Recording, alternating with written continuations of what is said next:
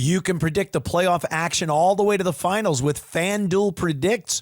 All you have to do is sign up to get your $25 bonus. Follow all the playoff dishes, swishes, wishes, and misses. Every move is a potential plot twist. Predict the spread, the total points, and even the game-winning moments that make the playoffs. Where one run, one rebound, one shot changes everything.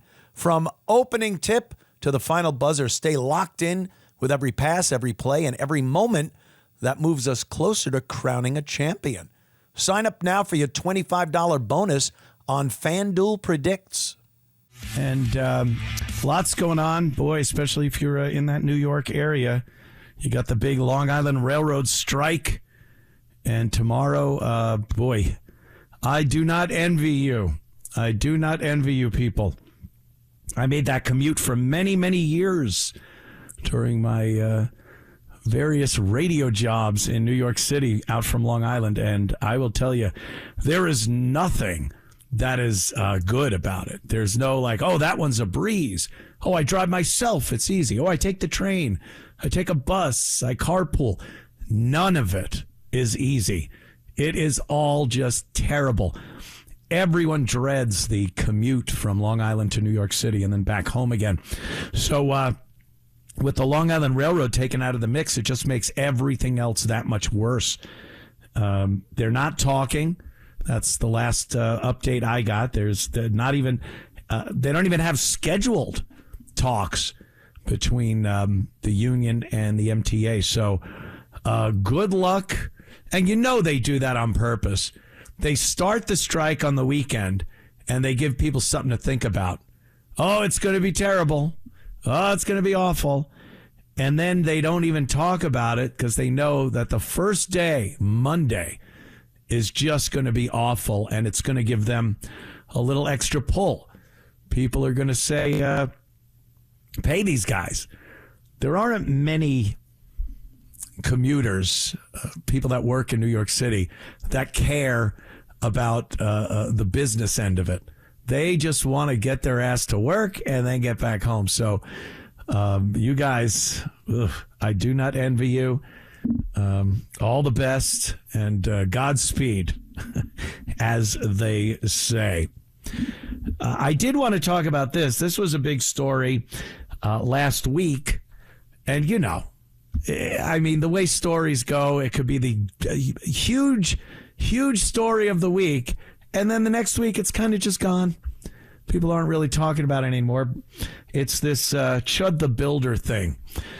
Dalton Etherly is his real name, Dalton, because just calling him Chud, that seems silly. And this definitely isn't a silly circumstance that everyone's dealing with.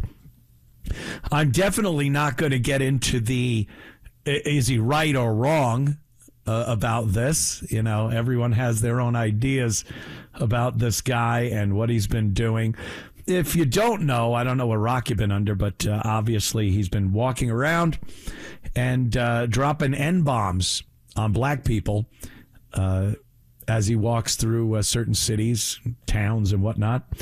A lot of racial epithets and racially based insults. And his take is, I'm just trying to show that we don't have freedom of speech, and that if you say certain words, you will get your ass handed to you. Some people think that's perfectly fine. Other people don't think you should pay with violence or your life in some circumstances just for uttering a word. So that's pretty much what's been going on. This guy Dalton, he carried a gun and bear spray.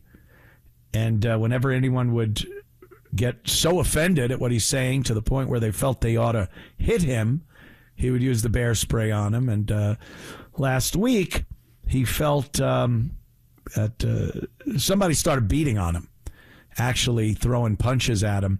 And he pulled out a gun and shot the man that he said was assaulting him. It's all alleged at this point. We really don't have all that much information on this. It's very sparse. I haven't heard any witnesses. I've heard from him. There's a audio recording of Dalton speaking to the cops because he inadvertently shot himself while he was trying to shoot the offended gentleman that was punching him, all alleged. So he talked to the cops, which, if there's any lawyers listening, you know what I'm going to say. What are you doing? What are you doing? I don't care how right you feel you are in a circumstance, a legal situation. You don't say anything. You do not say a word to anybody. Lawyer. That's what you say. Lawyer. I want to speak to my lawyer. Because even if you're saying things that you think are advantageous to a case that you are definitely going to have in the future, they can turn things around. The prosecution can take anything you say, can and will be used against you in a court of law. That's very important. Not only it can, or it might, or this, it will. Well, I didn't say anything that doesn't make me look anything but innocent. Oh, really? How about that? Because the prosecution has a completely different take on what you said, whether it's your alibi, your excuse for doing what you did, how you did it, why you did. All this stuff can and will be used against you in a court of law. So keep your trap shut. Also, the self-defense aspect of this whole thing, because this is really what it's all about. Dalton, I believe, will try to say this was self-defense in a court. And once you do that, you're pretty much saying you did it. That's the whole thing of a self-defense case. Yes, I shot this guy, but here are the circumstances, and here's why the law is on my side, and this was self-defense. So if your self-defense case caves in on you, you pretty much confessed to the murder or wounding, as it was in this case. He didn't kill the guy that was attacking him. So a self-defense case is tricky. It's you have to have a number of criteria that come into play. You cannot have been the aggressor. You must have absolutely felt that your life was in imminent danger of being taken. There are other ones too that are very important to the self-defense. To that defense, the self-defense defense.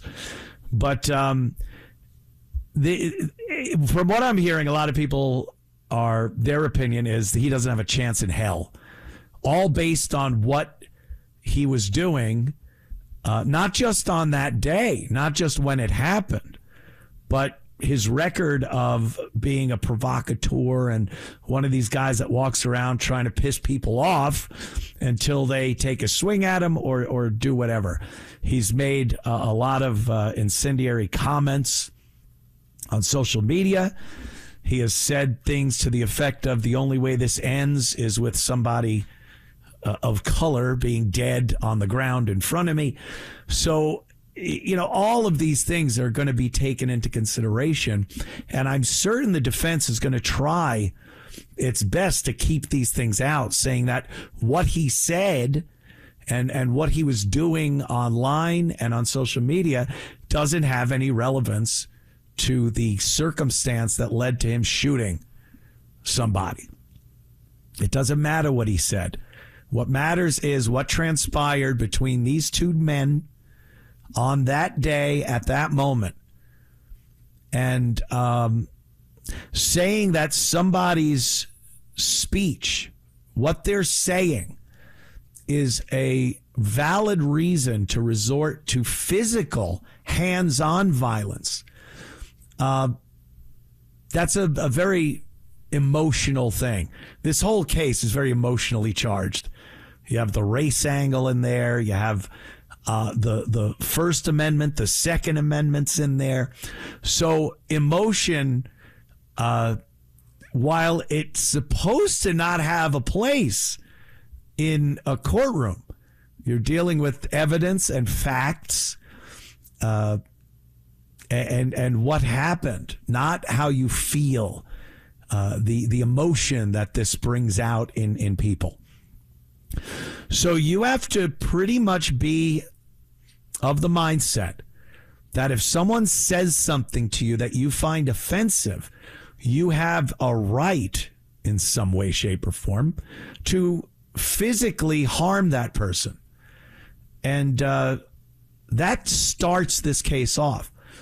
Again, you cannot, in a self-defense case, you as the person that used the weapon in self-defense can't be the instigator. You can't have started it. Now, does verbally offending someone fall into that criteria of starting the problem? That's what's going to be argued. I don't think it rises to the occasion. I think the law dictates that you can say things. There might be consequences. You could get punched in the face. Most people would say, yeah, that guy deserves to be punched in the face. But legally, does that person have a right to punch you after you've just said something that offends you? That's the big, big part of this, because that's what started the whole thing between these two men that ended with Dalton shooting the guy. So we'll talk about that a little more next after the break with your phone calls. I hope we have the phones fixed. 800-848-9222 when the Anthony Cumia Show continues. Boy, a lot of people wanting to comment on the Long Island Railroad strike. We'll get to the Dalton Chud the Builder Etherly story and your comments on that. But yeah, let's go to Kevin in Long Beach. Kevin, what's up, man? Yeah, how you doing, Ant? Good. The only Chud I know is a bad 80s movie called Chud, which was an acronym for Cannibalistic Humanoid Underground Dwellers. We all remember that one. Terrible. Okay. Yeah, okay, about the railroad strike. I was talking to a disgruntled ex-employee in a bar a couple of weeks ago, and he told me these stories that were incredible. But, the conductors start at $59,000 to $62,000 a year.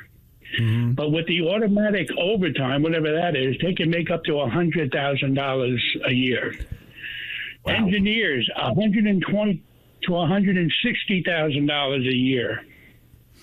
The union is fraught with Medicaid ripoffs and phantom back pain and disability ripoffs. Huh. And do you remember those guys from like 10 years ago that were stealing the copper wire? Oh, yeah.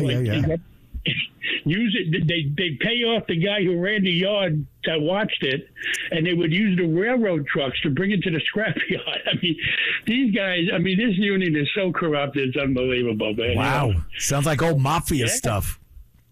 Yeah, and I mean, how much money is enough with these unions? You know what I mean? I don't know. That's a lot. If you bash the unions, you get people pissed at you. If you're with the unions, you get people pissed off at you. It's I think overall, I think unions were a great thing many years ago when the workers were being taken advantage of by management and the bosses, and it had a place. But I think like anything else, it built up to such a powerful thing. All these unions are very powerful, and absolute power corrupts absolutely. So that's what we're kind of sitting on now, are a lot of corrupt, very powerful and unions and that political. Get their way. Yes, and the politics that got into it. How much money they give these like Hochul and everybody else. Right. The unions pay the politicians to do what they want the politicians to do. It's one hand washes the other. And, we see a lot of that. But like I said, you say that to a union guy and you're like, oh, what's the matter with you? You're not for the worker. So, no way. You can't win for losing, Kevin. I hear you. But his father was an old union man from way back, and even he got frustrated at what it turned into, just a money grab, Yeah, And, it got a lot of corruption in there. All right, buddy. Thanks, man. It's like any other thing. It gets political. The second an organization gets powerful and they can do things, they can deliver votes, money, merchandise, whatever it is, that's when you'll get the people with their greedy little mitts in there. So unbelievable. Lenny from Bethpage, New York. These are all train stations, by the way. What's up? They are. Now we don't have to worry about crossing the tracks. But still, you know what? Long Island, as you know, we pay tremendous taxes. Oh, yeah. Hochul puts in congestion pricing, raises hundreds of millions. People are not paying for the railroad. People aren't paying for the buses. They're jumping the turnstiles. They say that's $800 million. That's $800 million. She gives $8 billion to Mamdani, and now she can't pay the workers.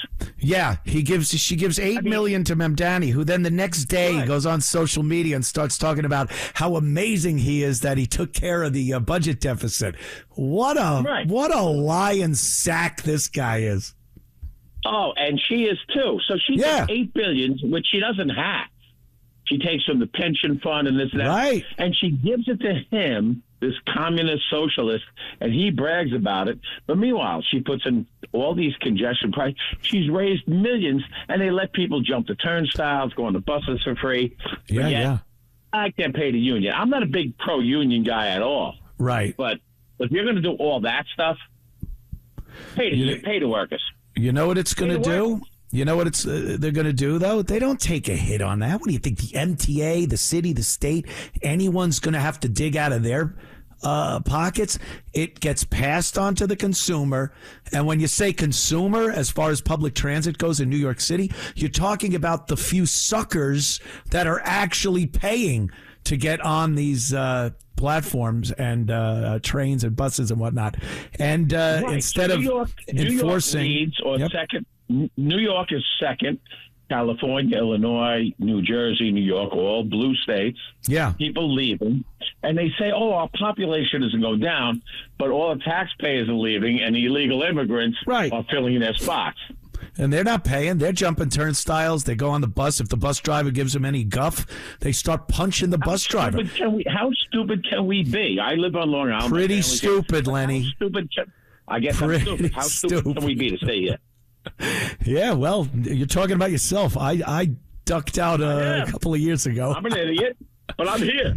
And you went to South Carolina, and I love South Carolina. I go there all the time. Oh, beautiful day today. I was throwing the Frisbee around with the dog. Just one of those picture-perfect like afternoons.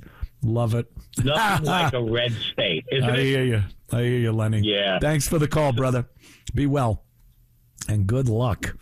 Good luck with all that, as they say. Because that's, he brings up a good point, though. If they kept their books in order, if they made sure things were taken care of, bills were paid, law enforcement made sure that everybody getting on these transportation modes were paying, and make them a viable option to the commuter.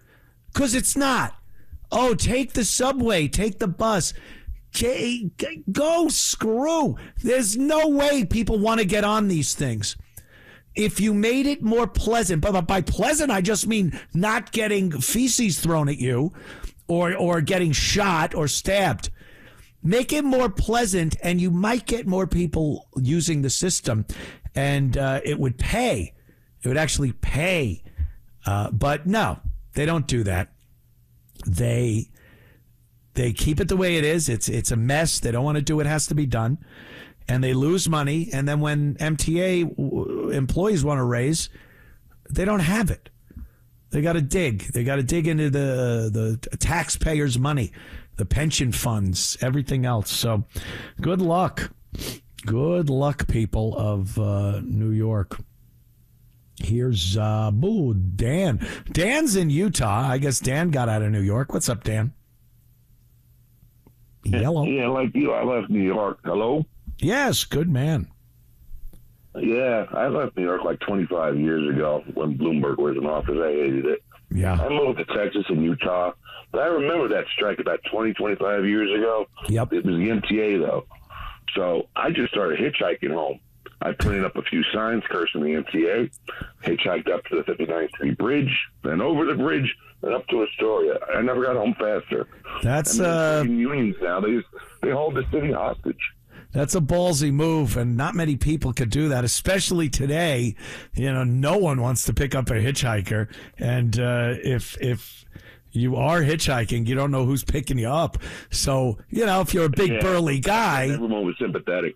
Yeah. If you're a big burly guy, that's not a problem. If you're a little dude or a wafy woman, guns too. Yeah. All right, Dan. Thank you, man. I'm a big guy, and I got my guns. There you go. Well, I'm not in New York. That's a tough thing to get, is a gun in New York.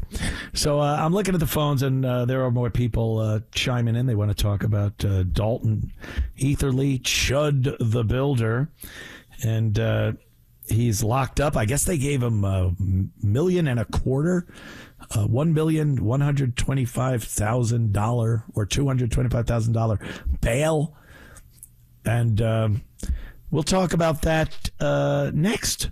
Where are you going? Don't go anywhere. The Anthony Cumia Show continues. Talking about a few things this evening, one of which is Chud the Builder, Dalton Etherly, and his what I guess is going to be a self-defense case. He's locked up. He's they put over $1 million bail on this guy, and that brought up a bunch of discussions, if I could call them that, on social media, bitch fests, whatever you want to call it, because people said it was way too much for what he did, and he's being persecuted because of his attitude, his mindset, his ideology, things he said in public, more so than the crime he allegedly committed. There have been people that have actually killed other people and been released on less bond than over $1 million. Carmelo Anthony stabbed a young man at a sporting event, killing him. From initial reports, I mean, the trial hasn't happened yet, but there hasn't been anyone that's come forward to say that the dead young man did anything to deserve being killed that day. And Carmelo Anthony, while he initially got $1 million bail, they lowered it to $250,000, of which you only need $25,000 cash. He got that through a GoFundMe type money raising platform. And he's home with his parents, playing video games, and awaiting trial. Then you get Dalton Etherly, who didn't kill somebody. Yes, he committed a crime. He shot somebody using a firearm in commission of a crime. He's got a bunch of charges on him. But mathematically, again, taking the emotion out of it, it doesn't seem to make much sense. What is to say that he deserved a over $1 million bail, and this Carmelo Anthony guy that stabbed an innocent young man for what seems to be no reason whatsoever is out on much less money. So that's been a big thing too. Self-defense is everybody becomes a self-defense law expert when things like this happen. I remember the George Zimmerman and Trayvon Martin case, which was a self-defense case. Trayvon Martin did not have a weapon. Zimmerman did. And the jury came back and said, he was justified in taking the life of Trayvon Martin. At that moment, Mr. Zimmerman felt that his life was in imminent danger of ending. The story went that Trayvon Martin was beating Zimmerman's head against the sidewalk. And Zimmerman felt he was going to lose consciousness. And then what? Does his gun get compromised? Does he keep getting his head bashed against the sidewalk till he's dead? So he was able to convince a jury, his lawyer was able to convince a jury that Zimmerman felt his life was in imminent danger of being taken. And they said, yep, that's self-defense, all right. I don't know how this case will go. Like I said, we don't have a lot of the info on that. Will Dalton Etherly's lawyer be able to convince a jury that he felt his life was in imminent danger of being taken? Or will he just go with a judge? I think going with a jury on a case like this is nuts. You don't know what you're going to get. And the prosecution is going to try to load up a jury with people that are 110% emotion. That's it. We don't want you looking at the laws. We don't want you looking at the facts, the evidence in the case. We want you to sit in that jury box from beginning to end of this case and think nothing but how awful a person this is, the terrible things he said, and regardless of evidence or law, you want him put in jail because he's a terrible person. That is what happened. And it happens. We saw, very recently, some members of the O.J. Simpson jury from back in the 90s came forward and said, we felt O.J. did it. We just felt we needed to send a message that the judicial system had been systemically racist for so long that we had to blah, blah, blah. So the last thing a defendant wants is an emotional jury sitting there. And that's what the prosecution is going to want to put in that jury box. So you go with a bench trial with a judge. Hopefully it's a sensible judge. He does know the law. That's why they're up there. And then see if you could not convince the judge so much as show evidence so that when he renders a decision, it is based on the law. I think that's his best chance. He's already been tried, convicted, and executed on social media. And then there's location. People go, self-defense. This is self-defense and this isn't self-defense. Where are you? What state are you in? What city? What township? What county? It all matters. A lot of these places have different laws and different criteria for self-defense. Some states, like the wonderful California and New York, and all these liberal Democrat blue states, for the most part, they demand that you withdraw, retreat. You have an obligation under the law to try to find a way out of the danger you're in. I feel my life is in imminent danger. Let me look and see if there's an exit here. Other states, smart states like South Carolina, that isn't an obligation. You have the right to defend yourself. There are laws that are called stand your ground laws and castle doctrine. And these mean that you, as an American citizen, have the right to defend yourself. Deadly physical force can be used to respond to a potential deadly threat. So where you are is a big thing, and that matters. So that'll come into play. The other thing is how it played out. You can dispatch somebody that you reasonably feel was going to kill you, and it is self-defense. If that scenario continued for another 30 seconds, and the person who 30 seconds prior you could have dispatched completely legally, let's say they turned around and started running away, and you shot them because seconds earlier you felt your life was in danger. Well, that might not necessarily be self-defense anymore. That could be murder. That's how quickly self-defense changes into murder or reckless manslaughter, or it changes by the second. Do you know someone could start in certain areas? Someone could start a fight with you and hit you, and you have a weapon on you.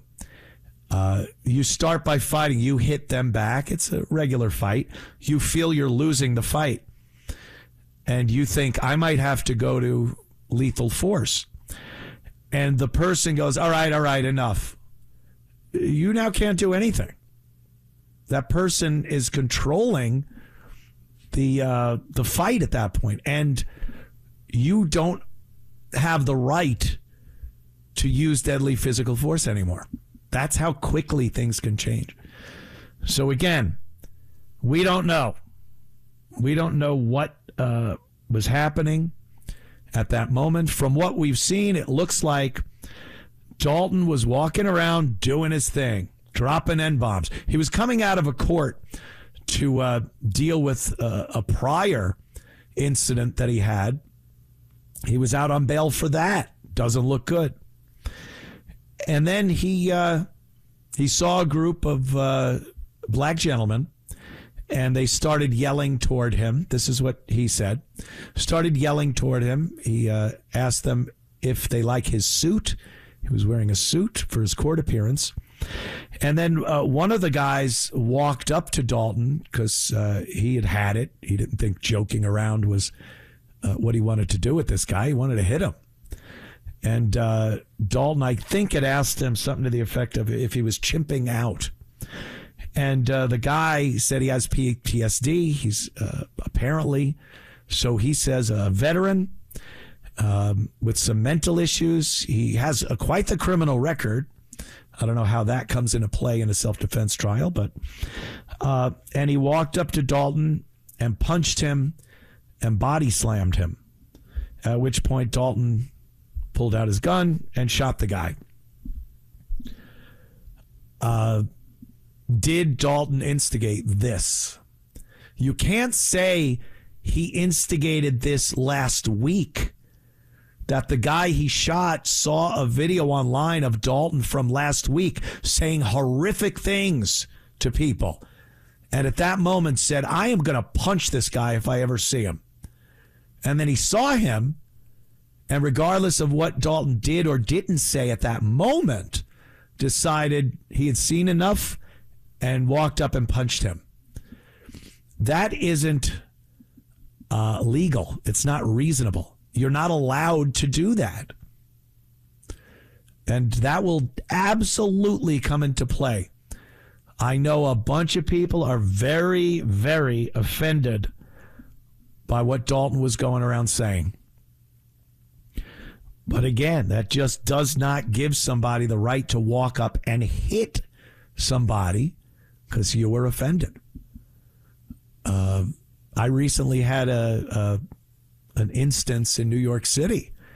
I was in New York City at a comedy club, and some guy put a camera in my face and starts yelling horrific accusations at me.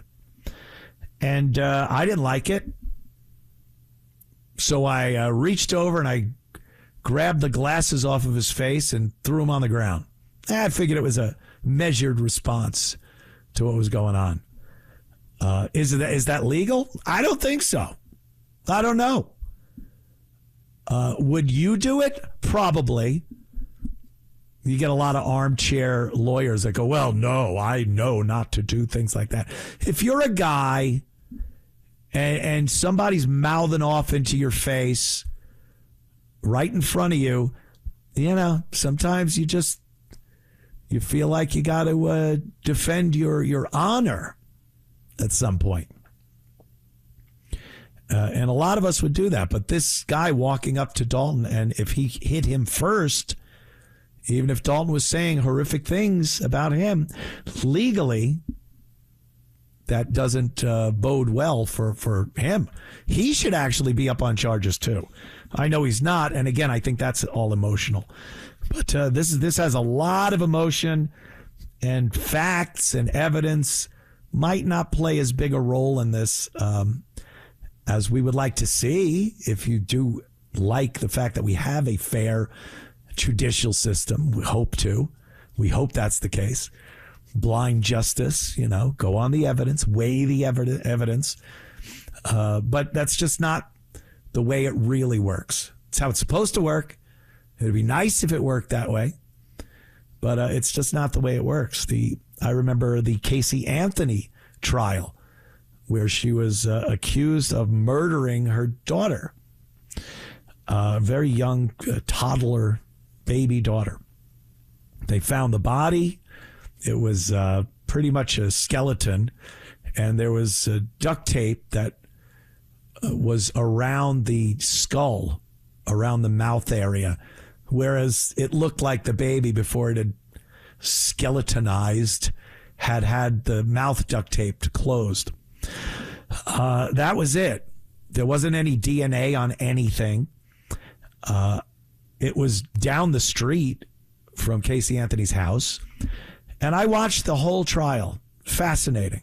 And at that point in time, these late night crime shows on CNN and all the news channels had these pundits, these analysts and crime experts, and they would talk about the case, what happened in court that day.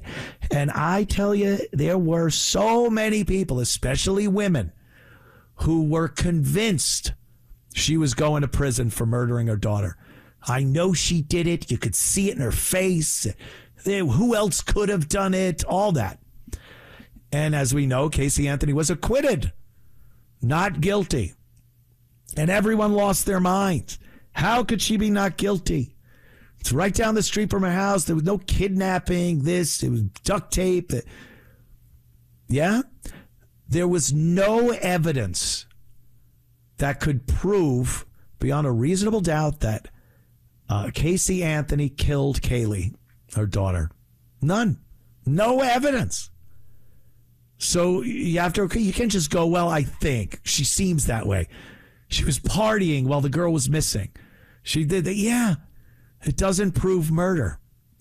So that was an emotionally charged case. It involves a baby. Geez, you women go nuts. And they were like, no, she's absolutely guilty. That happens. If they would have gotten a jury of women emotional like that, mothers themselves, and maybe Casey Anthony would have been convicted. You just can't tell.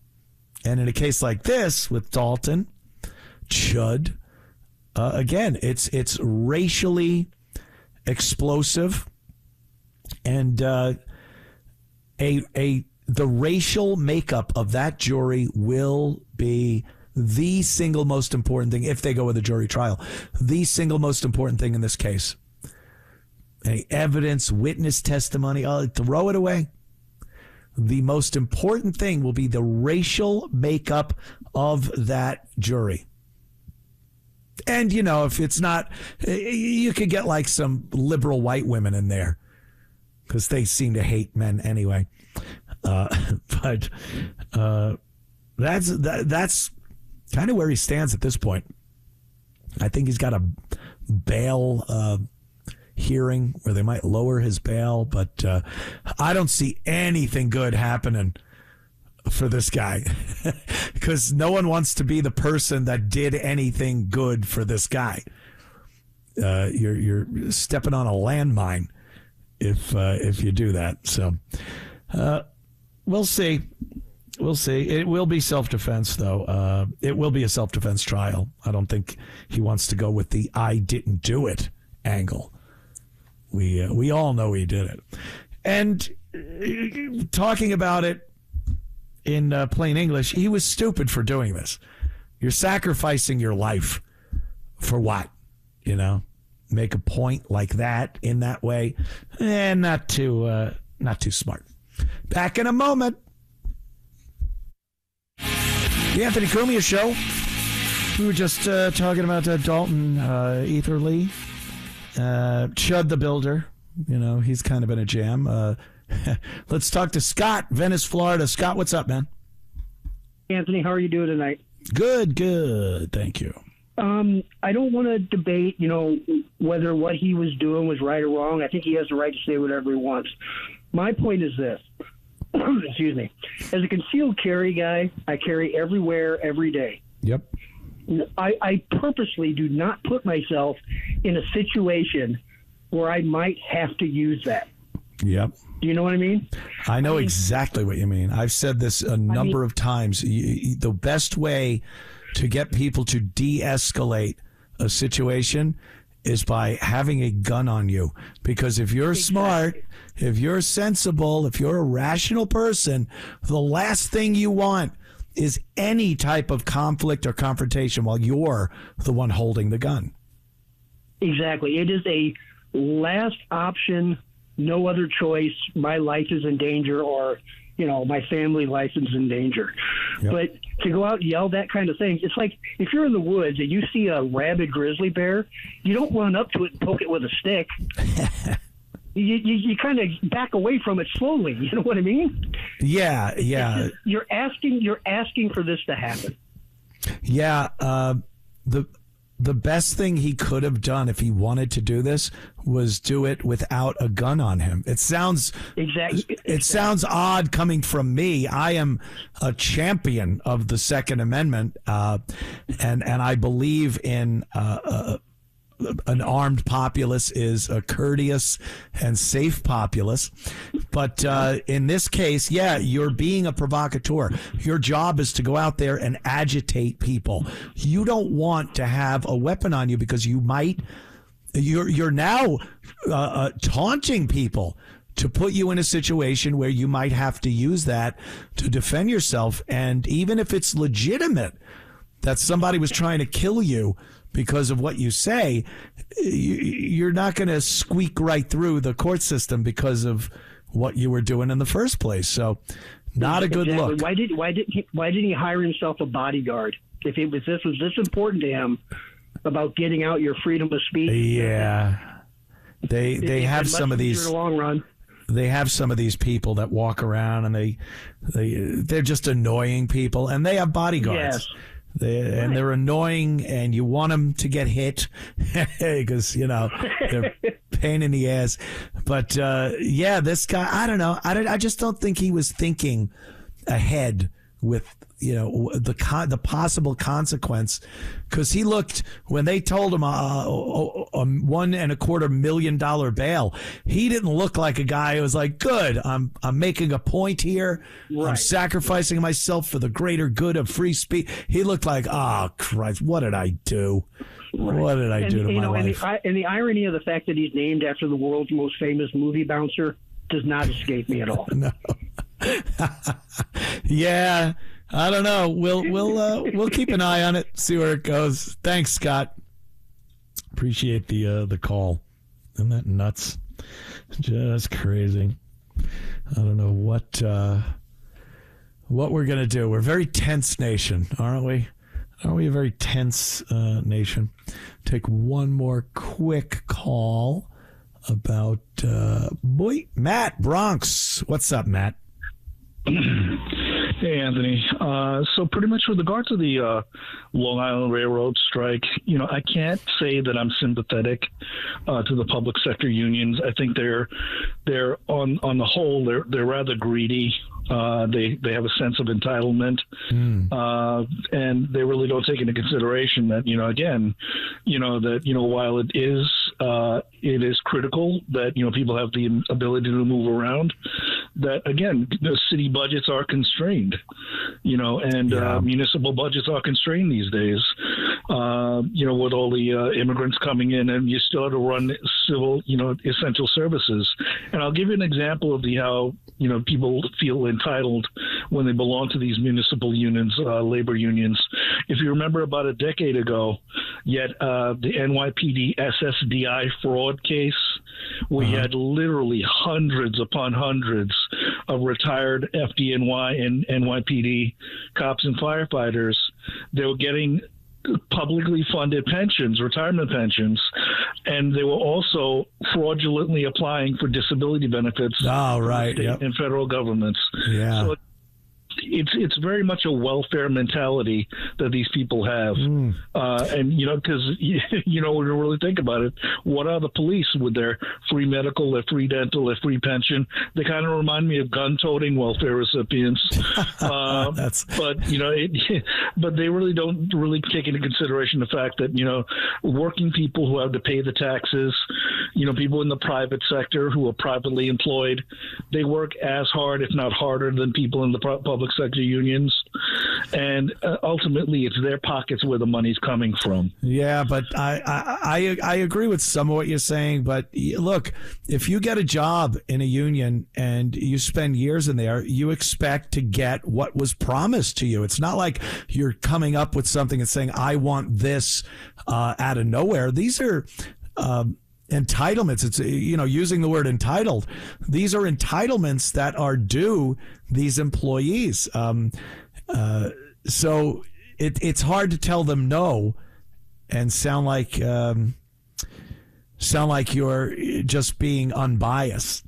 I don't know. It's a tough situation. Thank you, Matt.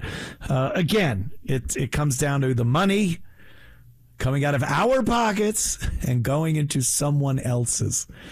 And, I said it earlier, unions have been around for quite some time. Some of them are good. Some of them are corrupt. Some of them have been unbelievably corrupt and related to La Cosa Nostra.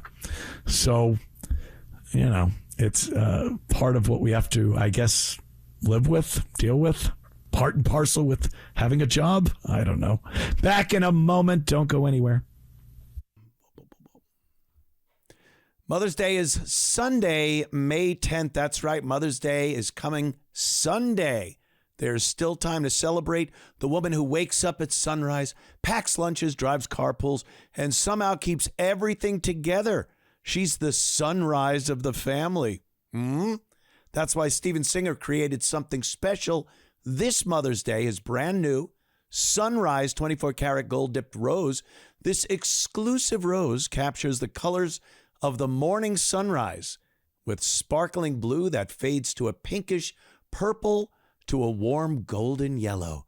It's stunning. Steven's gold-dipped roses are real roses preserved in real gold, guaranteed to last a lifetime, just like mom's love. Steven's new Sunrise Rose is just $89. Go right now. Go to IHateStevenSinger.com. Free shipping, and it'll arrive in time for Mother's Day. That ends at 2 p.m. Eastern Time, Wednesday, May 6th. Overnight shipping ends 2 p.m. Eastern Time, Thursday, May 7th. Celebrate the moms who make every sunrise possible. Steven Singer Jewelers. That's IHateStevenSinger.com. The Anthony Cumia Show. And welcome back. Checking out Game 7, Cavaliers and the Pistons. I guess the winner goes on to play the Knicks. And right now, what is it? 47-31 Cavaliers. Good luck. Did you make a little wager? Because I got to tell you, FanDuel predicts That's where you got to go. FanDuel predicts. And, bet on the game. Make it more interesting. I was in New York last week, and, FanDuel predicts. I was betting on the Yankees. All right, it didn't quite pan out like I wanted it to. But, hey, it happens. FanDuel predicts. You bet on the games. You bet on the prop bets for the games. Or how about this? Anything going on in the world. Well, where's the price of gold going? If you're into finance, things like that, you could put a little wager down on that with FanDuel predicts. What else? The spread, total points in a game, winning moments, all that playoff stuff. Follow the dishes, swishes, wishes, and misses. Whoops. And it just, when you sit there, you're at a bar, this is what I was doing, watching a game, it's like, okay. But if you have something on the game, now you're a little more vocal. Yeah, you're a little more interested. You have something riding on it. And FanDuel predicts makes that really easy. And, it changes the way you watch things. Changes the way you watch sports. And it changes the way you look at everything. Finance, economics, commodities, real-world markets. What's the Fed going to do? Imagine something as boring as what the Fed is going to do. And now all of a sudden you have a vested interest. You care. Mm-hmm. And you could see what other people are doing. So you're not just jumping in there blindfolded. You say, oh, okay, a lot of people think the Fed is going to raise interest rates. Boom, I'll put a little wager on that. Where oil's headed. FanDuel predicts.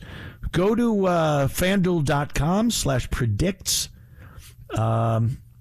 and check it out. Offered by FanDuel Predicts Market LLC, a registered futures commission merchant. 18 plus, please. Bonus is non-withdrawable. You get a bonus.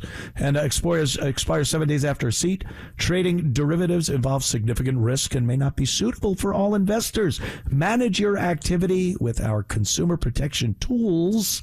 Restrictions apply. See terms at FanDuel.com/predicts/bonus-offer-terms. There you go. FanDuel predicts. Checking out movies. You know, what was the big story about movies this past week? Well, we all know what that was, don't we? The Odyssey. Yep. The Odyssey. This is a tale as old as time itself. Isn't it? Christopher Nolan is making the movie. Matt Damon's in it. And people aren't happy with the casting. Just not too happy with the casting of what's going on in the Odyssey. It's not true to the book, the tale, the story. And there have been some people guessing, I guess. There's rumor of certain people that are going to take certain roles. The funniest one is Elliot. What the hell's his name? The little trans kid. Elliot Page. Ellen Page was a young woman. Now is Elliot Page a twinkish, waifish young man, and rumored to be playing Achilles, who, if you remember the movie Troy, was Brad Pitt, and that was fantastic. That was a great casting, very, very believable. Not like Elliot Page, because I really don't see that ever happening.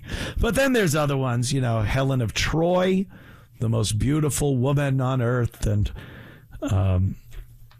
she's going to be played by an African-American woman. So this really has people up in arms, saying why. It's a Greek story. It's ancient.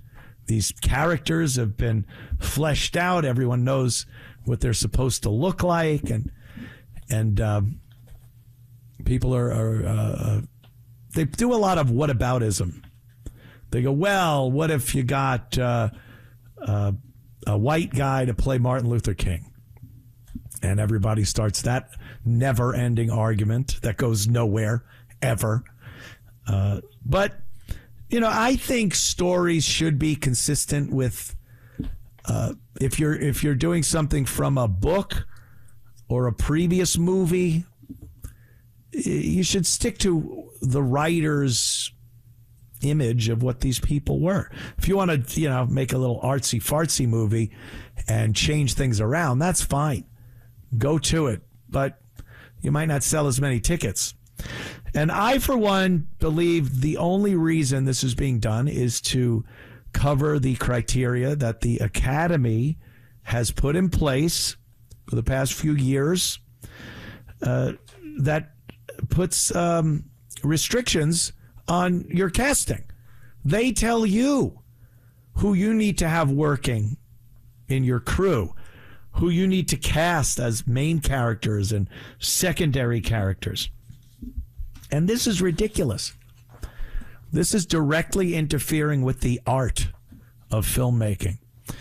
So I guess Devon Franklin and Jim Giannopoulos, he's the Academy governor at the time, and this Devon Franklin, just an activist, head of the task force that developed the proposed representation and inclusion standards, RAISE. That's what it's called, for Best Picture eligibility.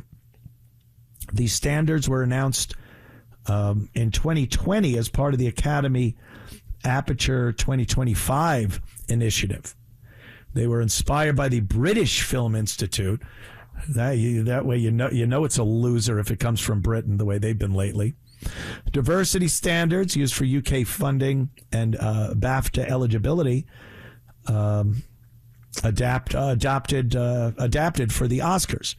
The Academy consulted with the Producers Guild of America before doing this.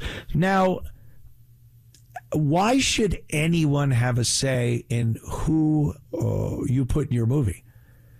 Especially for a period piece, something of legend or something from the olden days, where you knew damn well there were going to be people of a certain race, religion, certain background, skin color, whatever it is.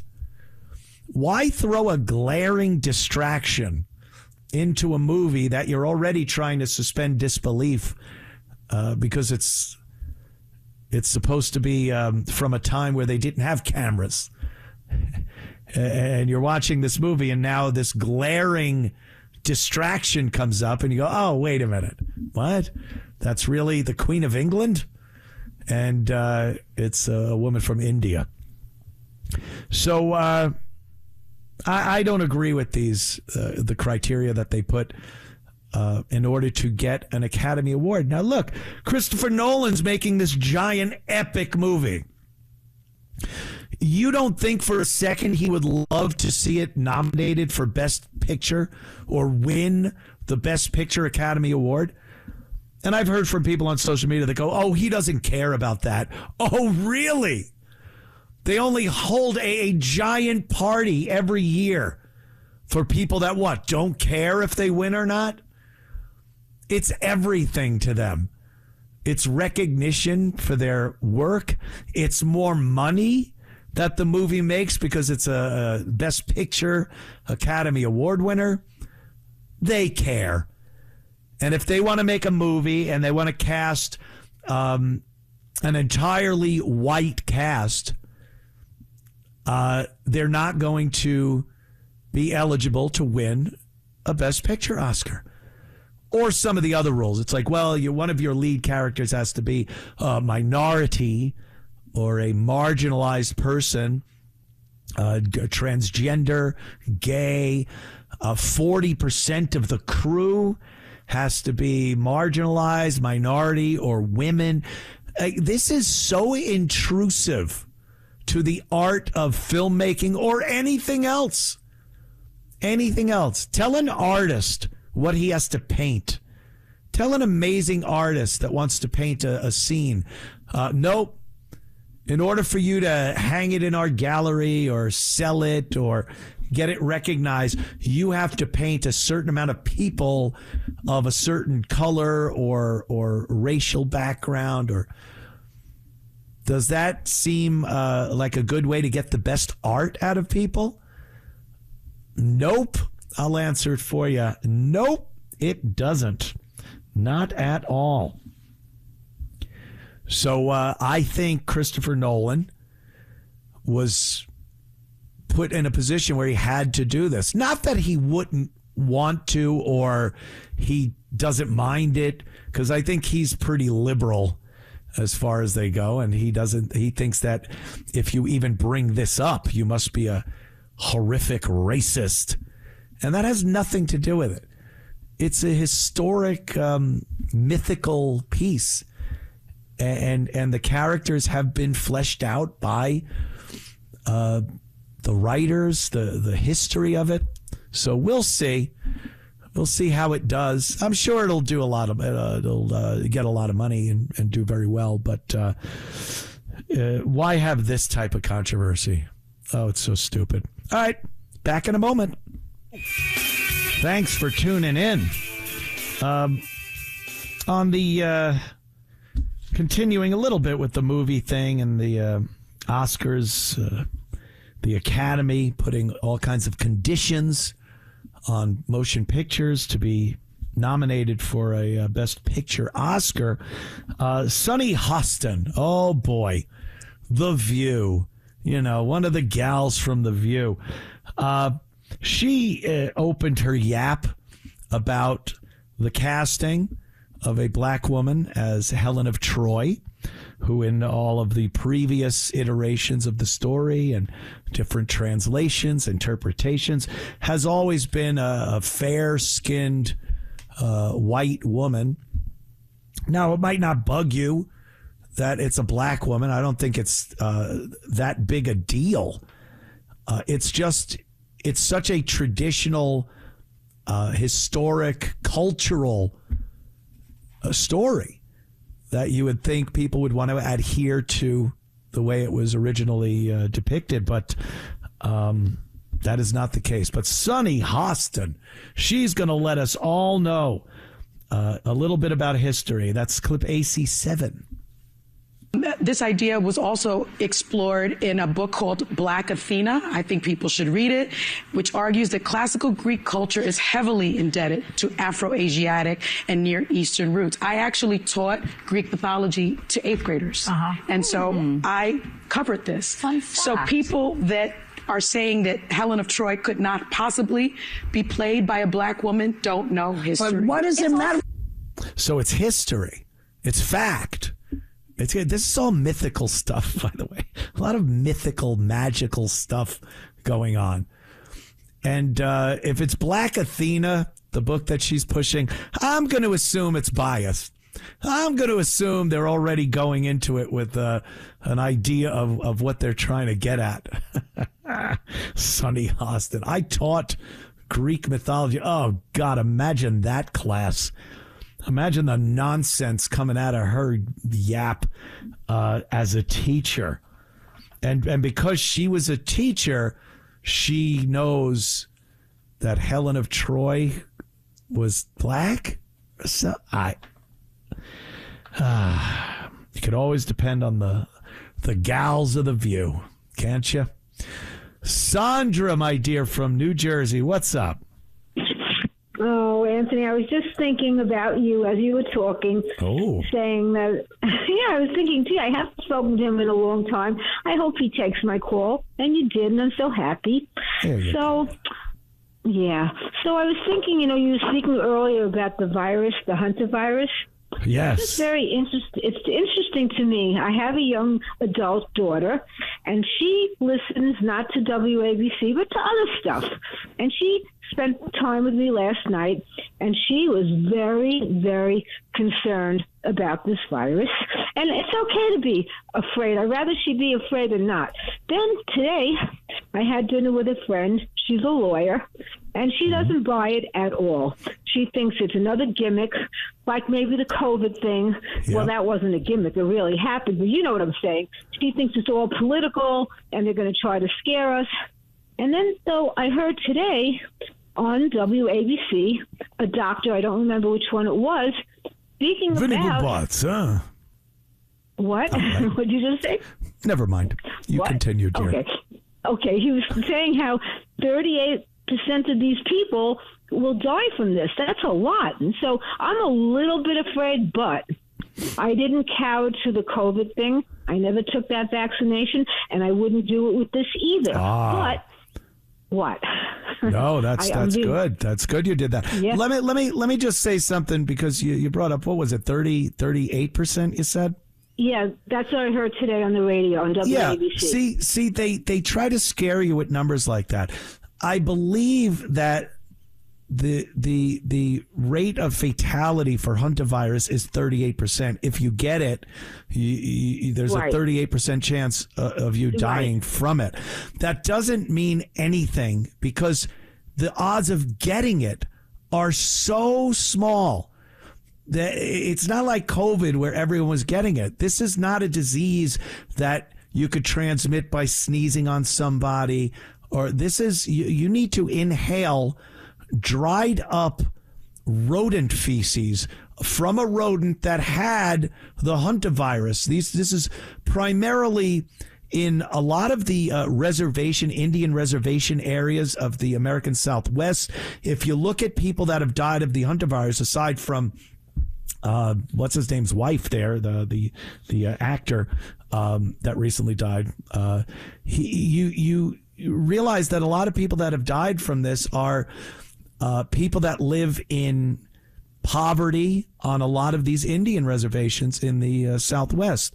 So the odds of getting it are so small. So you take that 38% and they run around, scare you with that. But you're not getting it. You're not getting it. Your niece isn't getting it. Your granddaughter isn't getting it. They're trying to scare everybody with this new disease. I'm glad you said that, because you made a very good point now, and I'm going to share that with my daughter. So there you go. Share that with your daughter. Unless her name is Hiawatha, don't worry. There's not a problem. She's going to get Hantavirus. Thank you, Sandra. Everyone's scared, see? I saw an article in the paper, an article. Isn't that funny? No, I saw a post. In the old days, we used to see an article in the paper. I saw a post, and it was about Ebola. Ebola. Oh, they found Ebola somewhere in Africa, and that's just a horrifying disease.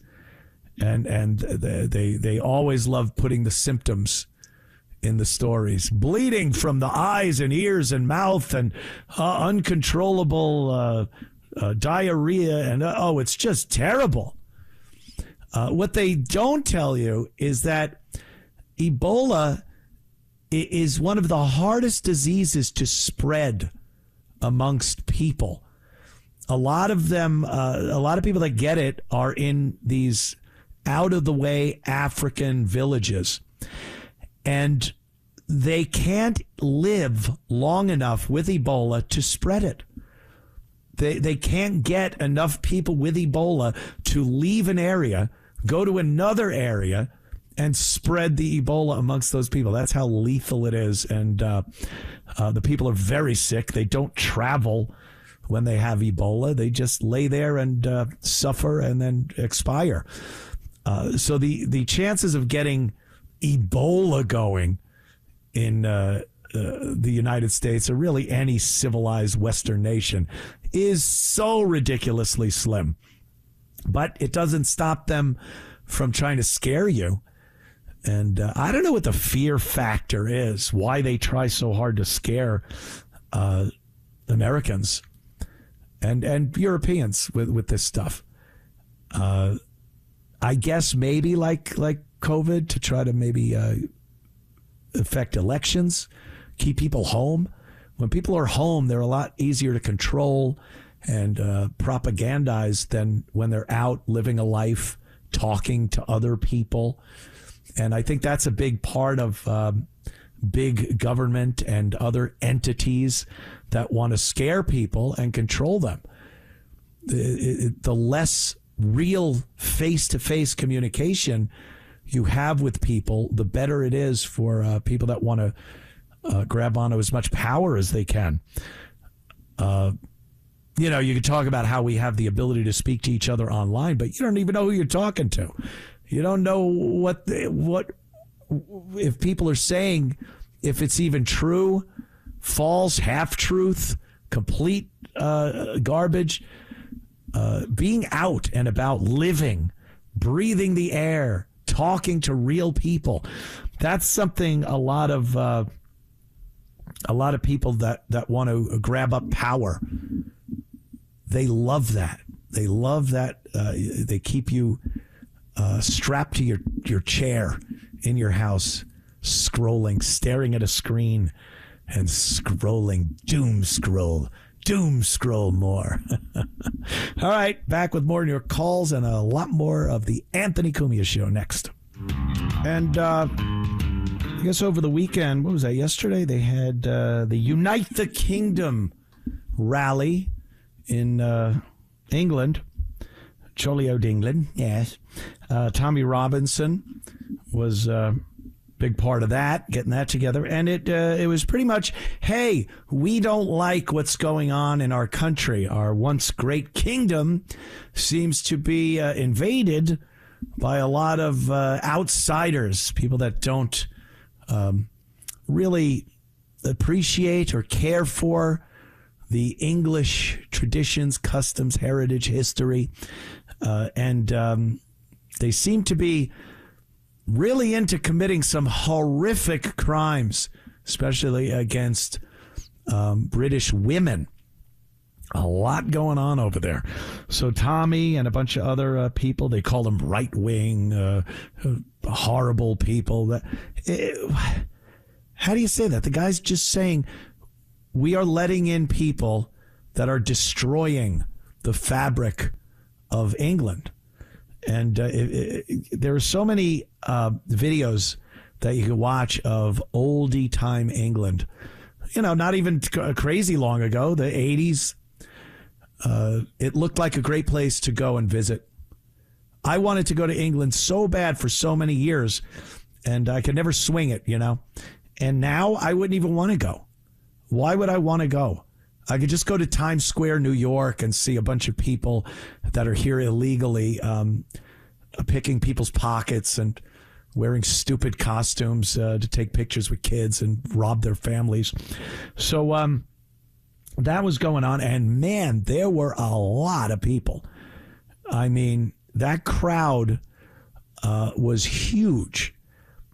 And I think we're being led to believe that that's the minority, that the people that want a return to the traditions of your country and your people are the minority, because the politicians speak and the entertainers, they speak, and it's all how everyone loves this. Oh, do you know white Brits will be the minority within 5 years, and they're like, that's a great thing because diversity and this and that. And you go, how are white Brits supposed to hear that and go, oh, jolly good? Why would you expect that? And then why would you give them crap for going, no, we don't want that. I like an England where white Brits were the majority and we didn't have people that are becoming a majority in this country that don't understand some of the most basic of human laws, just being human beings, civility, respect. How are you supposed to cheer that on? And the second you don't cheer it on, you're a problem. You pick up a sign that says England first, rally, unite the United Kingdom. They throw you in jail over there. They arrest you. You make a social media post that you have a problem with the influx of people from third world countries. You go to jail. It's not. We feel we have it bad here as far as speaking out and being called racist or sexist, homophobic, Islamophobic, all those things. Well, it's rare anyway that you will be arrested for those views. You can be canceled. You can have your life completely destroyed, but you won't be sent to jail. That to me is amazing. So you have to have people like Tommy get up there and go unite the kingdom. And it seems like the people that were into this are great numbers of English people that want a return, I guess, to better days. It's so hard to put the toothpaste back in the tube, is what they say. I think the UK is even further gone than we are here in this country. There's no going back. We just got to hope for a way forward that is less of what we have now and more of traditional America with its traditional values and our connection as Americans. I often talk about Americans being connected by more than just the borders around the country.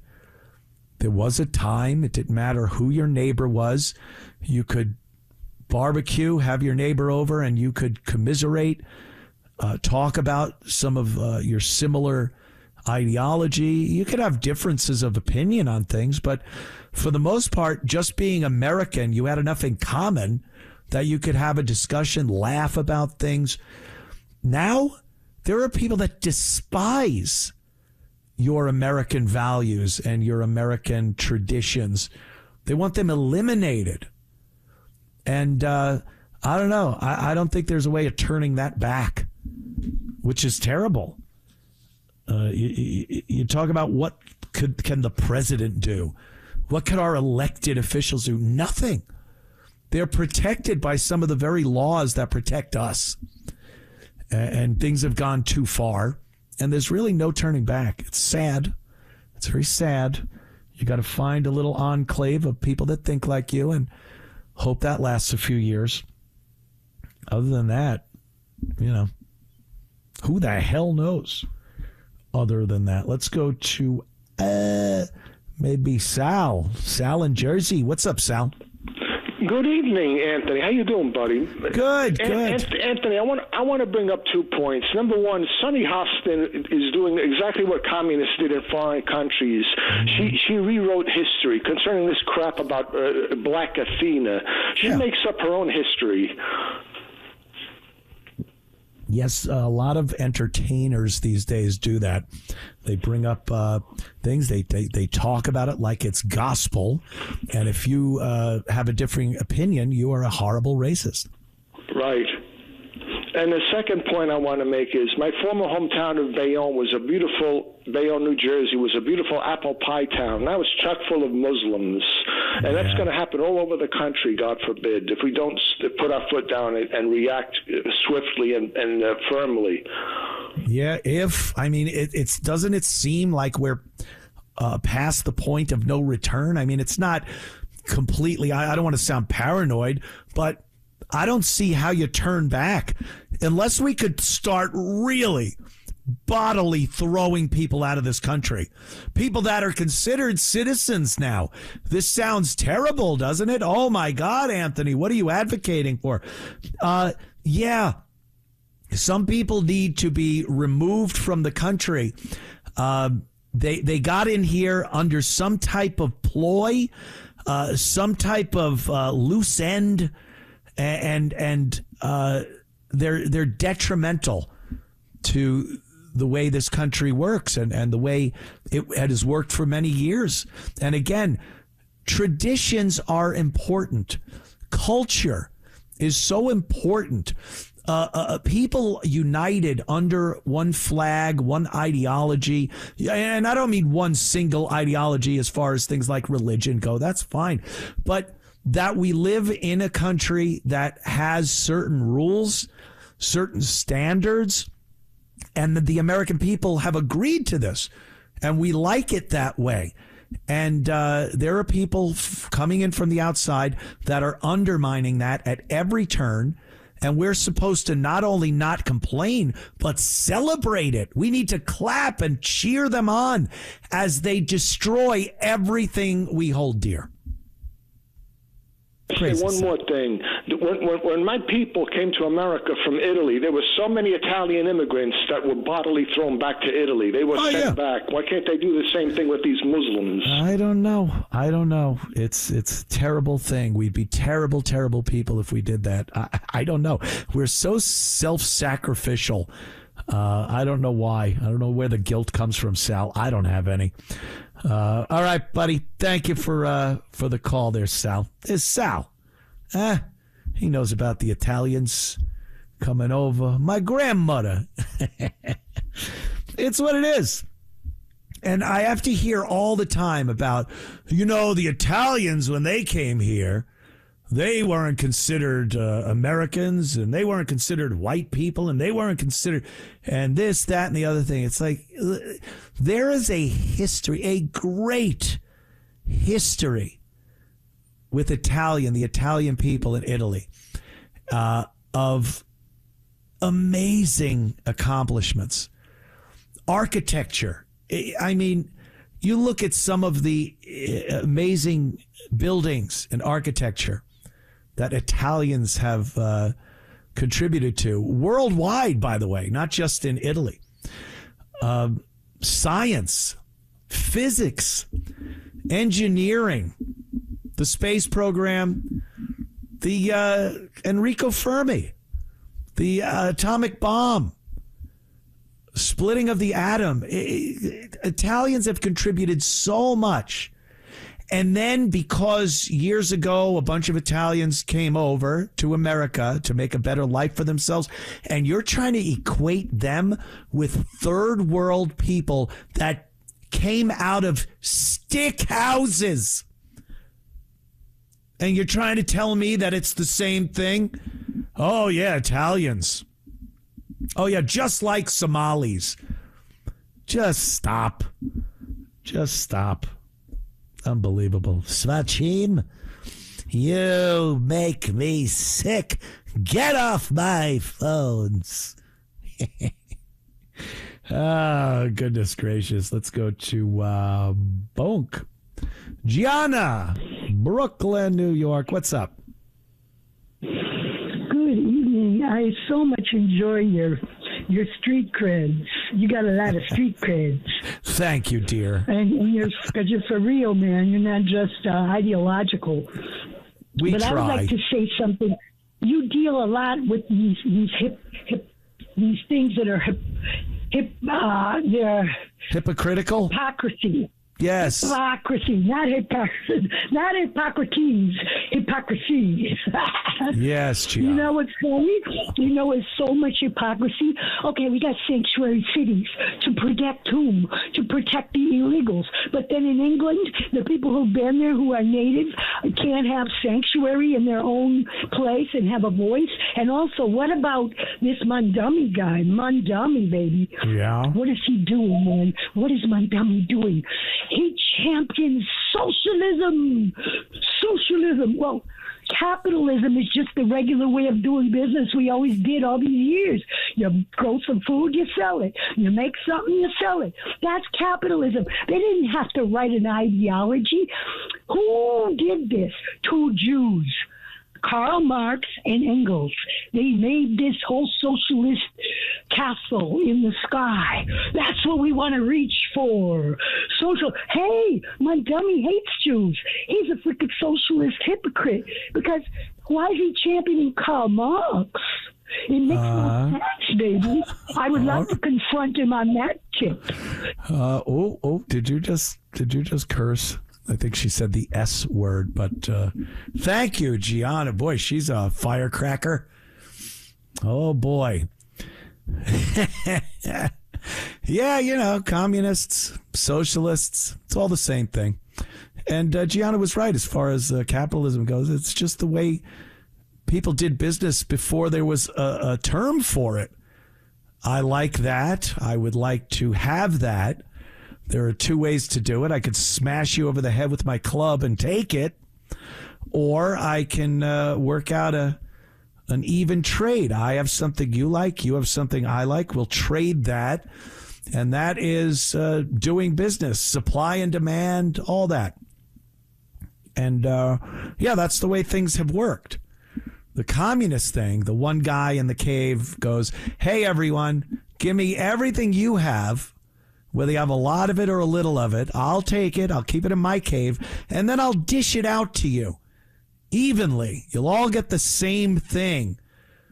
And then I'll be sitting up here with all your stuff, so I'll be able to just have everything. I'll eat well. I'll have all the furs, so I'll be warm. I'll have the magic rock that makes the fire, but I'll make sure each and every one of you get exactly the same little piece of food, little piece of fur, I'll come down and make the fire for you because we can't trust you with fire. But that's socialism. That's communism, as opposed to, hey, I like that fur. I'll give you my wife for it. Maybe that wasn't a fair trade, but that's how things worked back in the old days, folks.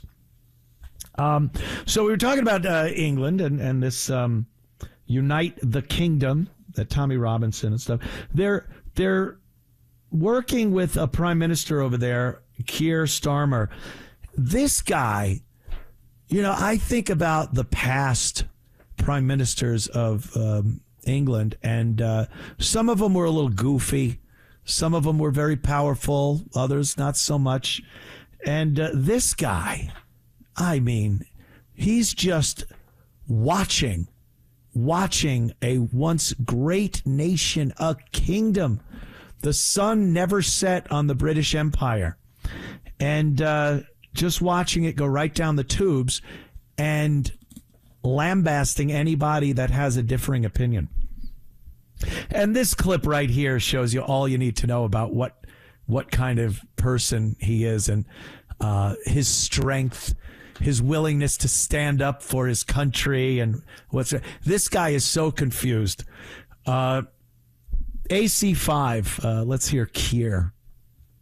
Is it transphobic to say only women have a cervix?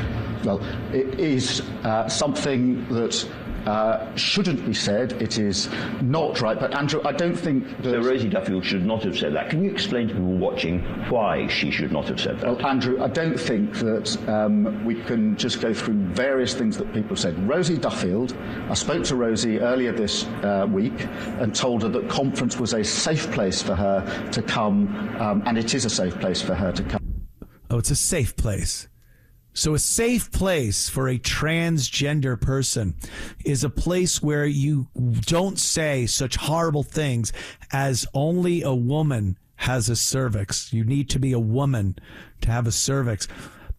That, for some reason, is alarming and not safe. All of a sudden, you've turned that space into an unsafe space for a transgender person.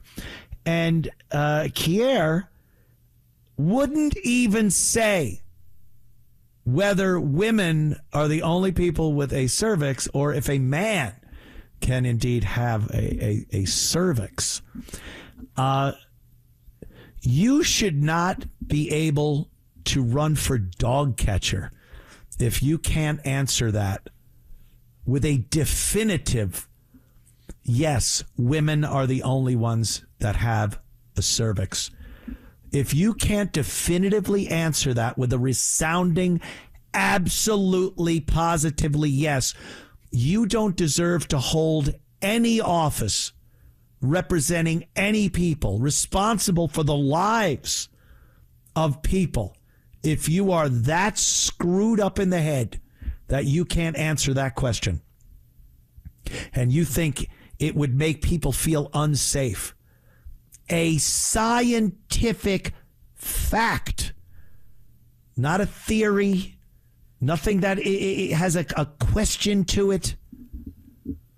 Men have prostates. Women do not. Women have cervix. Men do not. Absolutely every single time for millennia. That's how that needs to be answered, Keir. Not with this, we don't know. Maybe. We shouldn't even talk about it. That was my favorite. All right, back in a moment. Stick around. I'm doing fine, Anthony, because I'm listening to your show. I love it. The problem to be solved. You just end legal immigration. I notice it's a topic that nobody wants to talk about, but that's simple. You end legal immigration. These invaders come in legally every year, over 1 million of them, and they have family unification. That's a law where they can bring the whole tribe in once they get here.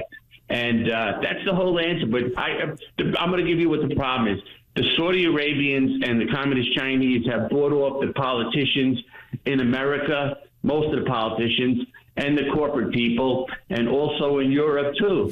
They've bought off, the Saudi Arabians have bought off the European, most of the politicians, most of the corporate people. That's why they're building giant mosques in London and Paris and Rome and everything. So that's the whole answer. You just stop legal immigration and get the illegals out, but they want them here. The truth is, Saudi Arabia, Communist China pour billions of dollars into Western civilization, and they want to really marginalize the conservatives, the people. So you'll have nothing. You'll be talking in a phone booth. That'll be your political roundup. You'll have 10 people in a phone booth. You'll be outnumbered, and that's what they want. You have communist mayors, foreign-born in New York City now.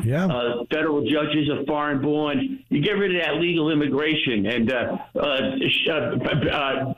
Anthony, I got a special friend here for you. He's a big fan of yours.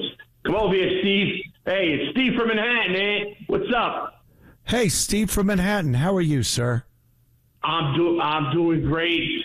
And my friend Danny over here, I told him about your show. We're out in California right now. California is a dump.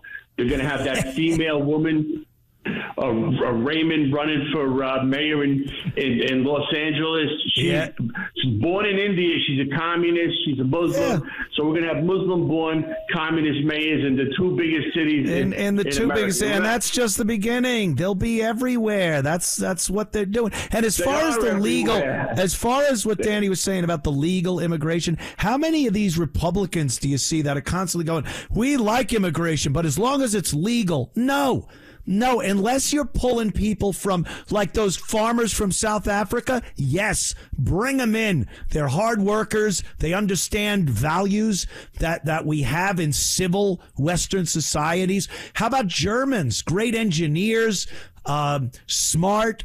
Those are the people that we want coming over here legally. If you have illegals and legal immigrants, and they're both from the same pot, what's the difference a little paperwork makes? Oh, he's a legal immigrant, but he's still a burden on the country, doesn't want anything to do with our ideology or traditions. No, I don't want legal immigration either, quite frankly. Well, I agree with you, but unfortunately, the third world is all over America. They're taking over all the cities. Last year, you brought up the South Africans, the Afrikaners, the Boers, those are the white South Africans. Trump wanted to bring 50 in, 50. And the leftists and the communists went nuts in this country. So you know it's a racial thing with these. And those were, and by the way, those were real refugees. Those were people who were in danger of imminent death. And 50 of them. And the crap that Trump got for saying he wanted to bring them over, actual refugees. And it's all racial, it's all political, and it's all bull, my friends. Thanks for the call. I got to move on a little bit. But isn't that crazy? There's a topic here I wanted to bring up, and we'll probably carry it over after the break. But Mamdani wants to fund the New York City public libraries. Now, on the outset, that looks like, yeah, okay. What's wrong with that? There's nothing wrong with that. I get it. The public library, quaint, no real enemies. It's not a controversial topic. But my point on this would be, and I'd be curious as to see what the people think about this. Do we need public libraries at this point in 2026? I know I sound like a Nazi book burner? No, they had libraries. What do I sound like? Somebody that doesn't want an educated public? No, there is information available at your fingertips at any moment, day or night. You don't need to wait to go to the library to get any bit of information you want. So are libraries still something that we need? Or is it just so traditional and it's been looked at for so many years as this, a temple to knowledge that is that the only reason we're holding on to it? Sentimental reasons, nostalgia, the fact that they used to be where people went to get educated. You go to school, but then you'd go to the library. I need to study. I need to go to the library. Is it the circus? Dated, old, ready to wrap it up, pull up the tent stakes and move on? Or is it something that people still want to go to? We'll play what Mamdani said about it next. And, I want to hear from you guys. 800-848-9222. Back in a moment. Don't go anywhere. More of the Anthony Cumia Show when we return. The Anthony Cumia Show. Thanks for hanging in there with us. And by us, I mean me. We appreciate it. I was just talking about Mamdani wanting to fund the public libraries. This is something everyone could get behind. What's wrong with a library? For God's sake. It's not like free buses. That would be a catastrophe. It's not like these social programs and alternatives to the police department, letting criminals out. These are controversial things. You want to fund a library. That sounds nice. Everyone likes it. Everyone could get behind it. My take, though, is are we past needing libraries? I don't know. Let's listen to Mamdani here, AC4. It is time we stop asking our libraries to justify their existence. It is time for us to expand what New Yorkers can expect from core government services. Earlier this week, we released our executive budget. In doing so, we spoke of how a budget is a reflection of the vision we have for this city, of what we choose to materially support, what we choose to let wither. And our executive budget reflects a clear set of choices. City Hall believes in our public library system. We are funding our public library system. And instead of fighting to maintain the same floor year after year, we will see how high we can raise that ceiling. Our executive budget baselines $31.7 million in new permanent funding across all three of New York City's public library systems. Woo! Yay. Almost $32 million for 3 libraries. All right. That's about $10 million each. For what? Just more books? Revamp of the card catalog?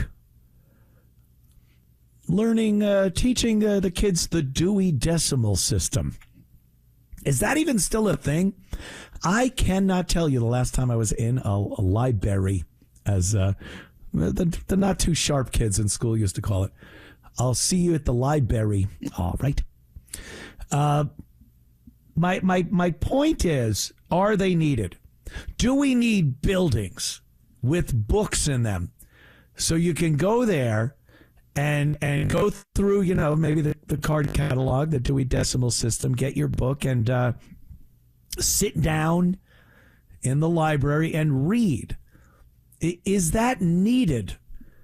I can understand some people needing it, maybe some people that don't have a good home life. A student in school has maybe rambunctious parents, and they can't get their studies done. But I mean, what percentage is that? And is an entire library needed for that? And look, the phone, for how big a problem the cell phone has been, the iPhone, the smartphone, has been over the course of the years, the problem it's turned into. There are some good things, and that is that any bit of information you could possibly need, want, or imagine is right there. Right there.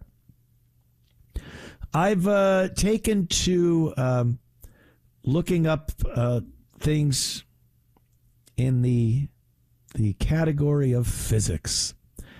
I watched Oppenheimer and was just fascinated with the atom, atomic energy for military and civilian use.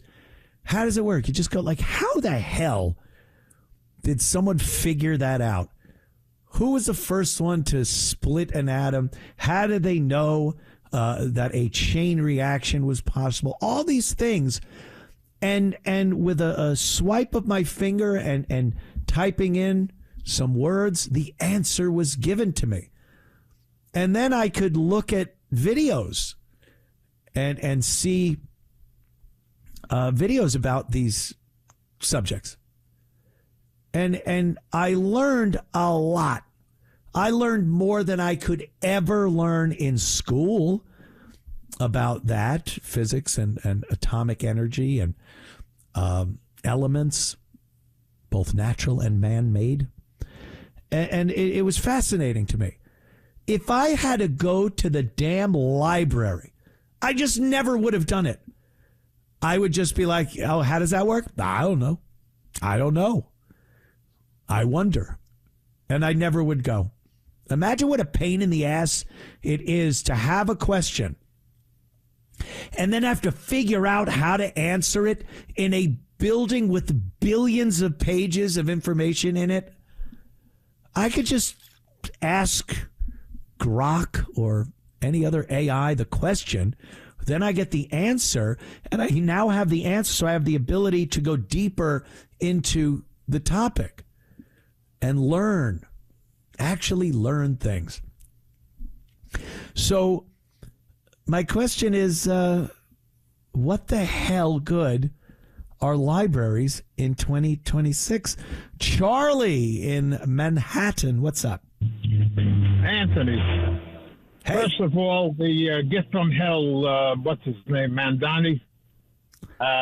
He's going to use the library as a means of indoctrination. Oh, I'm sure there'll be prayer rugs on the floors and Qurans all over the place. I'm certain of it. Oh, yeah. Not only that, you go to the library today, with the exception of the 42nd Street Library on Fifth Avenue, there's no such thing as a quiet library. If you go to a library and you want to sit there and do research, or you want to read, whatever it is that you might want to do, there's no quiet. It's a community center. It's a community center, and it's mandated. In spite of the fact that it's mandated as a library, we are living in a, how should we say, a revised reality where the library no longer is a place to go where you can find a place that's quiet. The environment is quiet and conducive. Charlie, you bring up a great point there, because I was being naive and stupid again, thinking of what, books? They need more books. That $10 million for each one of the three libraries are going to be put to some socialist programs. It's another cover up. Oh, we're giving money to a library. No, you're not.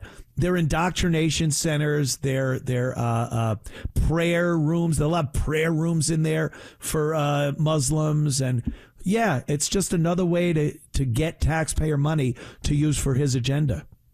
I don't put it past the gift from hell. He is a fraud.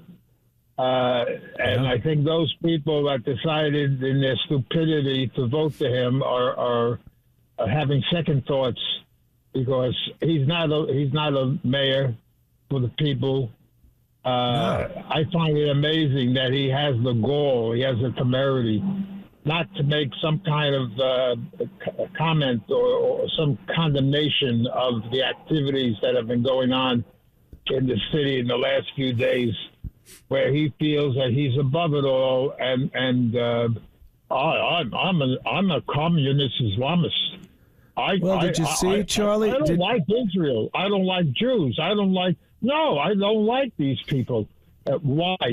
Do you know anything about the history? Were you around? Charlie, did you see he balanced the budget? It was amazing.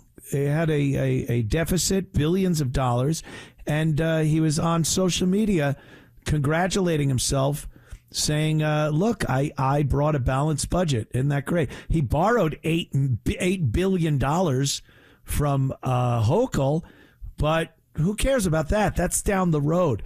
This guy is a fraud, and, New York deserves him because they elected him. Charlie, thank you, my friend. Oh, my God. What are you going to do? But, yeah, I didn't even think of that money for the library. I must go in to a New York City library next time I'm there. I'll record it and put it up on YouTube, because I have to assume it doesn't really resemble a library. I have to assume it's not a place you can go into and quietly study. I'm going to try to pick a topic that I want to learn about and go through whatever you need to go through to find a book and bring it to a table and see if I could read and learn something. Now, I know damn well I could do it 1,000 times faster on my phone, but let's just see. Because I guess are we assuming that not everyone has a phone, just like not everyone has an ID, so that's why we can't have voter ID? Because there's some people that don't have ID. Is it the same thing with libraries? Everything is at our fingertips on the phone, but some people don't have phones, so we need these multi-gazillion-dollar buildings full of paper books. And look, I understand you should probably have them for historical record. I mean, a couple of EMPs and all your information goes away. So I could kind of understand wanting to have hard copies of books in these wonderful, beautiful architectural buildings. But as far as them being useful for people in 2026 to go into and learn from, I don't buy it anymore. I just don't see the value in that. I see nostalgia. I see tradition. But I just don't see the value in going in there, that archaic system of trying to find what you're looking for when you have a magic device in your hand ready to go. All right, don't go anywhere. Where are you going? We'll be back in moments. I have a crazy thing here. My mom was a librarian. Okay. Oh. I'm a voracious reader. I work at the Coast Guard. I read all the time. But I got to agree with you, man. The last time I went to the library in my hometown, that was years ago, it was a bunch of homeless guys hanging around, playing with computers. Nobody had a book in their hand. Oh, wow. I read all the time. I order books online. I got hundreds of books in my house. I think they're a monument. They're like a pyramid. Like, why do we have them? Nobody's in there to read. They're in there to be out of the cold. Yeah, a lot of, especially the big cities. New York City Public Library, it's famous. It's been featured in movies and TV shows, the big lions out front on the big stairs. And what really is it? Like you said, the pyramids, it's a sphinx. It's a relic from an ancient time. Yeah, I agree with you. I just don't think anybody's in there. The last time I was in a library, which is 100 years ago, nobody had books in their hand. They were all at computers doing, logging on to some weird site. Who knows? Yeah. And, just yeah. Nobody's taking books out anymore, but you can get a book online. You can buy books without, you can buy any book you want. Yeah, I'm not saying books are bad. I'm not saying reading is bad. No. It's a huge thing. But we do have a way to read books where we don't need the actual physical copy of a book anymore. And I don't see a downside in that. Some people find books to be works of art. I mean, if you look at some of these old book bindings and the way they were done and the printing from old printing presses, it is a piece of history. And I understand that part of it. But, I think these buildings are being used for a lot different reasons and purpose than reading and studying and learning. I agree. I read every day. I don't need to go to the library, and we're spending millions on basically it's get out of the cold for people. Yeah, I think he's turning them into shelters. Yeah. $10 million in the budget for 3 libraries. Yeah, that's great. $30 million. I love your show. Yeah, he's doing something. I don't put it past him to make these homeless shelters like he has everything else. Cool, man. Hey, thanks, Jay. Appreciate the call. Oh, I can't hang up because there it is. Thank you, sir. Oh, my goodness gracious. Yeah, I like reading. I'm sure some people don't believe that, but love it. But I'm just the institution of the library. Sorry, I had to blow my nose. I sneezed. There we go. A clean nose. This is amazing because this kind of goes hand in hand with what we were just talking about, library and reading and learning. This is a montage of teachers that are admitting that they cannot teach students.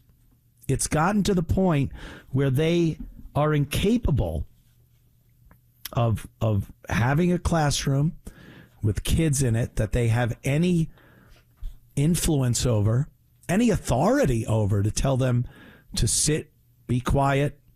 We're learning here. This is a class. That's a thing of the past. That is a thing of the past. This is AC6. These are teachers that are just admitting, I'm leaving the teaching business. It's impossible. Check this out. What are you going to do when they're all gone? Watch this. I ultimately decided to leave because I realized I needed an easier job. No matter what I try to do, it won't go through their heads. I called a parent today and I said, just to let you know, your child has an F in my class because they come in and they don't do anything. And then they start screaming. She hung up. Buddy, why'd you struggle on this quiz? What was hard about it? What was difficult? And they look me dead in my eyes and they say, I'll be honest, I didn't read the passage. What do you mean you didn't read the passage? School districts are trying to run like companies with the numbers, and it's not the science of education. Today I walked out of my job. I did. I have 2 hours left of my school day and I'm leaving because I'm so stressed out. And the students' behavior, their lack of trying, their apathy for school, parents that don't give a shit. I was getting so many questions after I just explained my directions. Take out your yellow notebooks, turn to page 14, and the kids just stare. They're crying because they're getting blamed for literally any and everything that children are doing. Yeah, you could cut it off right there. Ooh, a potty mouth teacher. She's a regular potty mouth. Yeah, these are teachers that are saying they cannot teach.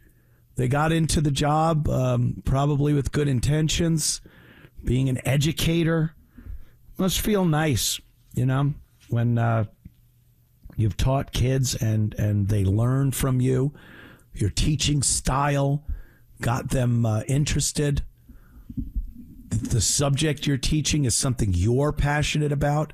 That's got to be great. But it's turned into it's not even as good as a babysitting job. You're a corrections officer. I think a lot of these teachers are nothing more than corrections officers. They go into these classrooms and it's just sit down, be quiet, stop that. There's fights.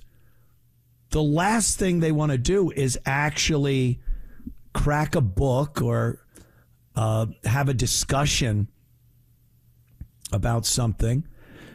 And the teachers are like, what am I supposed to do? How long does it take before they lose the passion to teach in a lot of these schools? And even if there are students that want to learn and the teacher just goes, God, I just want to get to this one kid or this group of kids in my class that really want to learn and are interested. The distractions and the nonsense going on is just too much. And here's the biggest problem. They won't do anything about it. They won't do one thing about it. I recall growing up, there was something called expulsion. You could be thrown out of school for your behavior. It was normally not because you were a dummy. They would work with dummies, but disciplinary problems. And the reason they did it was because they were preventing other kids from learning. And now, like that one teacher said, not the one that dropped the S-bomb, but the one that said they don't want to learn. The parents don't care. That you have no recourse because there's no discipline. Because, like the teacher said, it's run like a business. They get money. They get money from the state and federal government for every student that comes in every day. I remember hearing that as a kid. They take attendance, and if all the kids are there, they're like, yep, good. We get money for each one of your dumb heads. Every one of the dumb heads we count, we get money. So they don't want to kick kids out of school. It's less money. They don't want to suspend them or expel them. They just leave them in there to do the damage that they are doing to everything. No discipline. And then they took away things like detention and other disciplinary things that seemed to work when I was growing up. So they're like corrections officers. They run around just trying to keep the desk from being set on fire or from one of the other students getting shanked, maybe. You don't want another kid getting shanked in the cafeteria. It is absolutely criminal. And these teachers are feeling it. They don't know what to do. Oh, are we 30? Cool. 10? Okay. I'm talking to our homepage. We'll be back in a matter of moments. What's up? How are you, Anthony? Hey, dude, I am just flabbergasted at what this library is in Central Jersey. I go in there, there's like some kind of ethnic cooking show going on. The whole place smells like curry. Your nose is burning from crushed red pepper. There's a daycare center going on. They're teaching people how to plant gardens, and there's like 20 teachers in there, engaged in tutoring. If 9 times 6 is 4 divided by 3, I'm like, oh, shut up! And then there's a chess club going on. I'm like, what do? You scream silence, or like it's not happening. They've turned the libraries into community centers, is what it seems like. I never knew that. I went into this topic tonight and I learned a lot because I thought it was going to be like it used to be, the library. But these are now community centers. The money being raised or taxpayer money going to these are for these community projects. Wow. Never knew. And you see kids doing flips and jumping off the tables. I'm like, where the hell is the librarian? I'm like, right. It's just so crazy. I'm like, I'm going to get the hell out of here. There's very rare you see where they enforce that. Like there's a silent room that you can close the door. That's about it, Anthony. I mean, that's what we all remember about the library was shut your mouth, be quiet when you go in there. It's the place you had to be quiet as a kid, which was difficult to do as a kid. But now, it's amazing. William, thanks, man. Never knew. We learned a little bit about the library today. They're not libraries anymore. How about that? Oh, my goodness. Let's see. What else is going on here that I wanted to get to? Los Angeles. This is great. Los Angeles has decided to stop performing pretextual traffic stops. So the LAPD, I guess a civilian review board, whatever it is, they've decided that the cops shouldn't pull over cars for having taillight out, a cracked windshield, no light illuminating the license plate, headlight out, not using a directional. All these things that cops have used forever to pull people over. First of all, for the actual violation, I get it. It's a blinker. Who cares? Well, it's a way for the cop to pull you over and see if you have a license, registration, insurance. And these are things I would think any driver would hope that other drivers have. If they're unlicensed, unregistered, uninsured, that's all on you. They don't care. Oh, they'll go to jail maybe for a day. They'll get a fine that they won't pay. They'll have their car taken away. They'll just buy another piece of garbage car. No insurance, so you're liable when they hit you. We see a lot of, we're talking illegal aliens tonight. We see a lot of illegals that don't have any documentation, but they're driving. And what are the politicians in the Democrat cities and states doing? Trying their best to get them a license. Just give them licenses. That's fine. So they want to stop the cops from doing this because it was deemed what? I hear? Yes, racist. Good job out there. It was decided that if the cops pull over somebody for a minor infraction or equipment problem, that if you then use that as a pretext to saying license, registration, and insurance, studies have found that most of the people who get arrested from these pretextual stops are people of color. Yep. So using some kind of twisted logic, they figured that it must be racist. It must be that the cops are racist and they're trying to get people of color in trouble by pulling them over. Now, I would think, silly me, I would assume that they're just finding anyone that doesn't have the proper documentation to drive a vehicle on the public roadways. But see, I don't think like that. I don't think that it must be racist. Do you see what I'm doing here?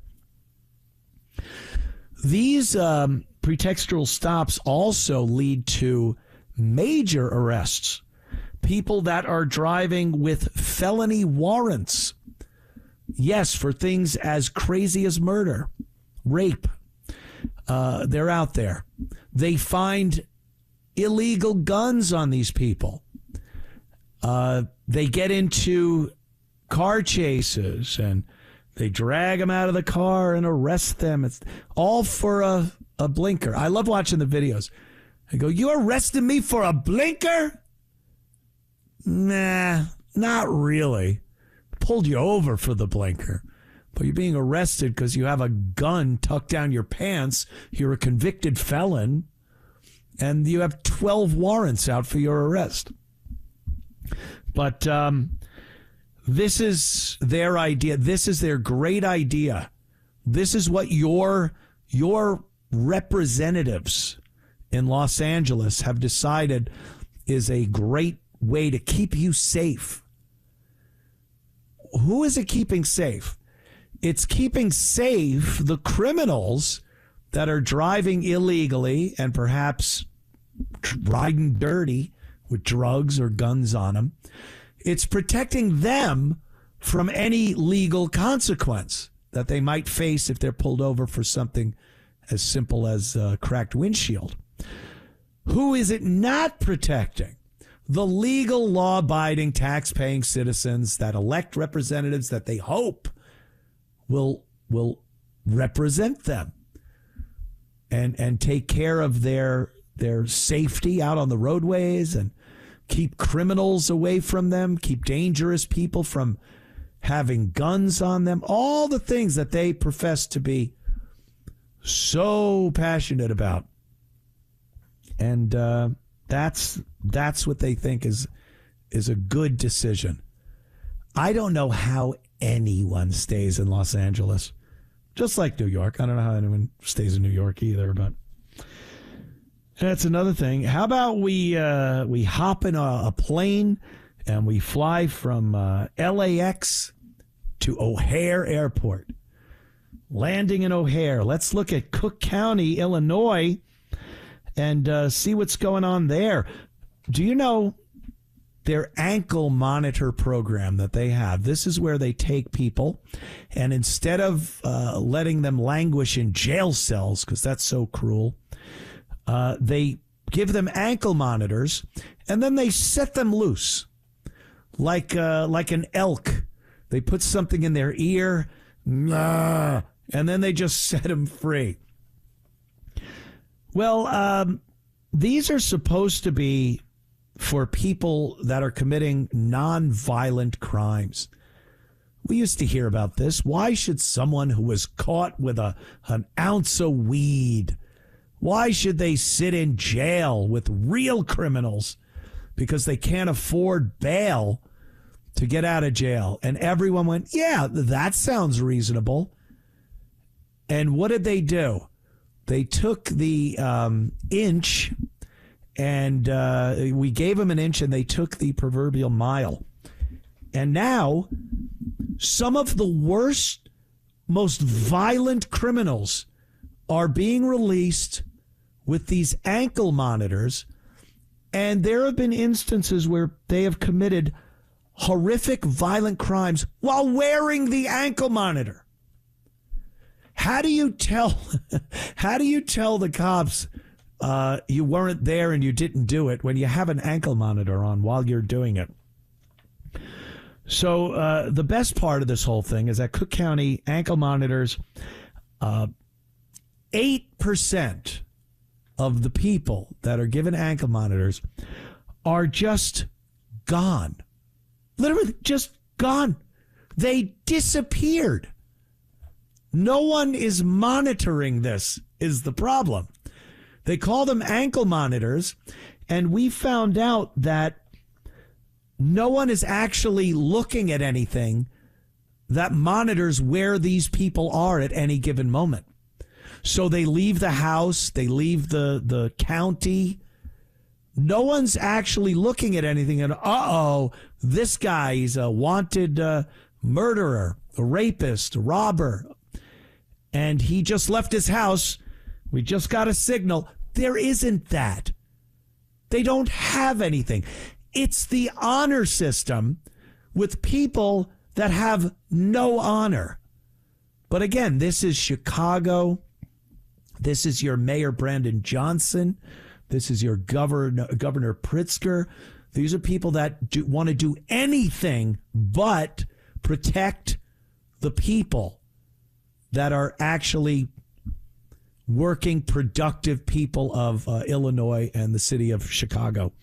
So let me listen to this along with you, if I may, about this 8% of these ankle monitor convicts. Well, they are, that are just, they disappear. AC2.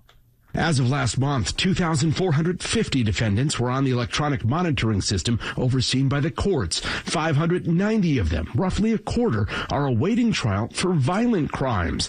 And we learned today 8% of the people on electronic monitoring are AWOL. No one knows where they are. The chief judge acknowledges it's a flawed system. How concerned should the public be about those 8% of defendants who are AWOL?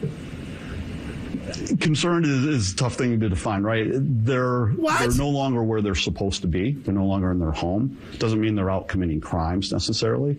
Some might be, but they're actively being searched for right now by law enforcement. Who is on electronic monitoring may surprise you. 210 defendants, 9% of the total, are facing an aggravated unlawful use of a weapons charge. Others are awaiting trial for being a felon in possession of a weapon. And there are 21 defendants currently on EM who are charged with murder. The chief judge acknowledged the numbers sound high. He acknowledged the numbers sound high. Oh, well, they're out there, but it doesn't mean they're committing crimes. Yes, it does. They committed the crime when they left with the ankle monitor. Oh, my God. These are the judges. Just another broken cog in the machine of supposed justice in this country. And Chicago, the worst offenders of having such a screwed up judicial system. That judge should have said, yeah, we're very concerned. Concerned? Well, what does the word concern really mean? Should we define the word before I say whether we should be?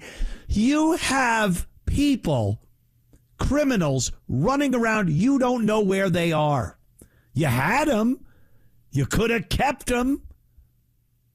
But you let them go, and they're out there. Yes, the public should be concerned. There was a person on an ankle monitor that went out and shot a cop in Chicago. This is what happens. And he's just like, well, that doesn't necessarily mean they're committing crimes. I guarantee they're committing crimes. I would bet any amount of money that they are indeed out there committing crimes.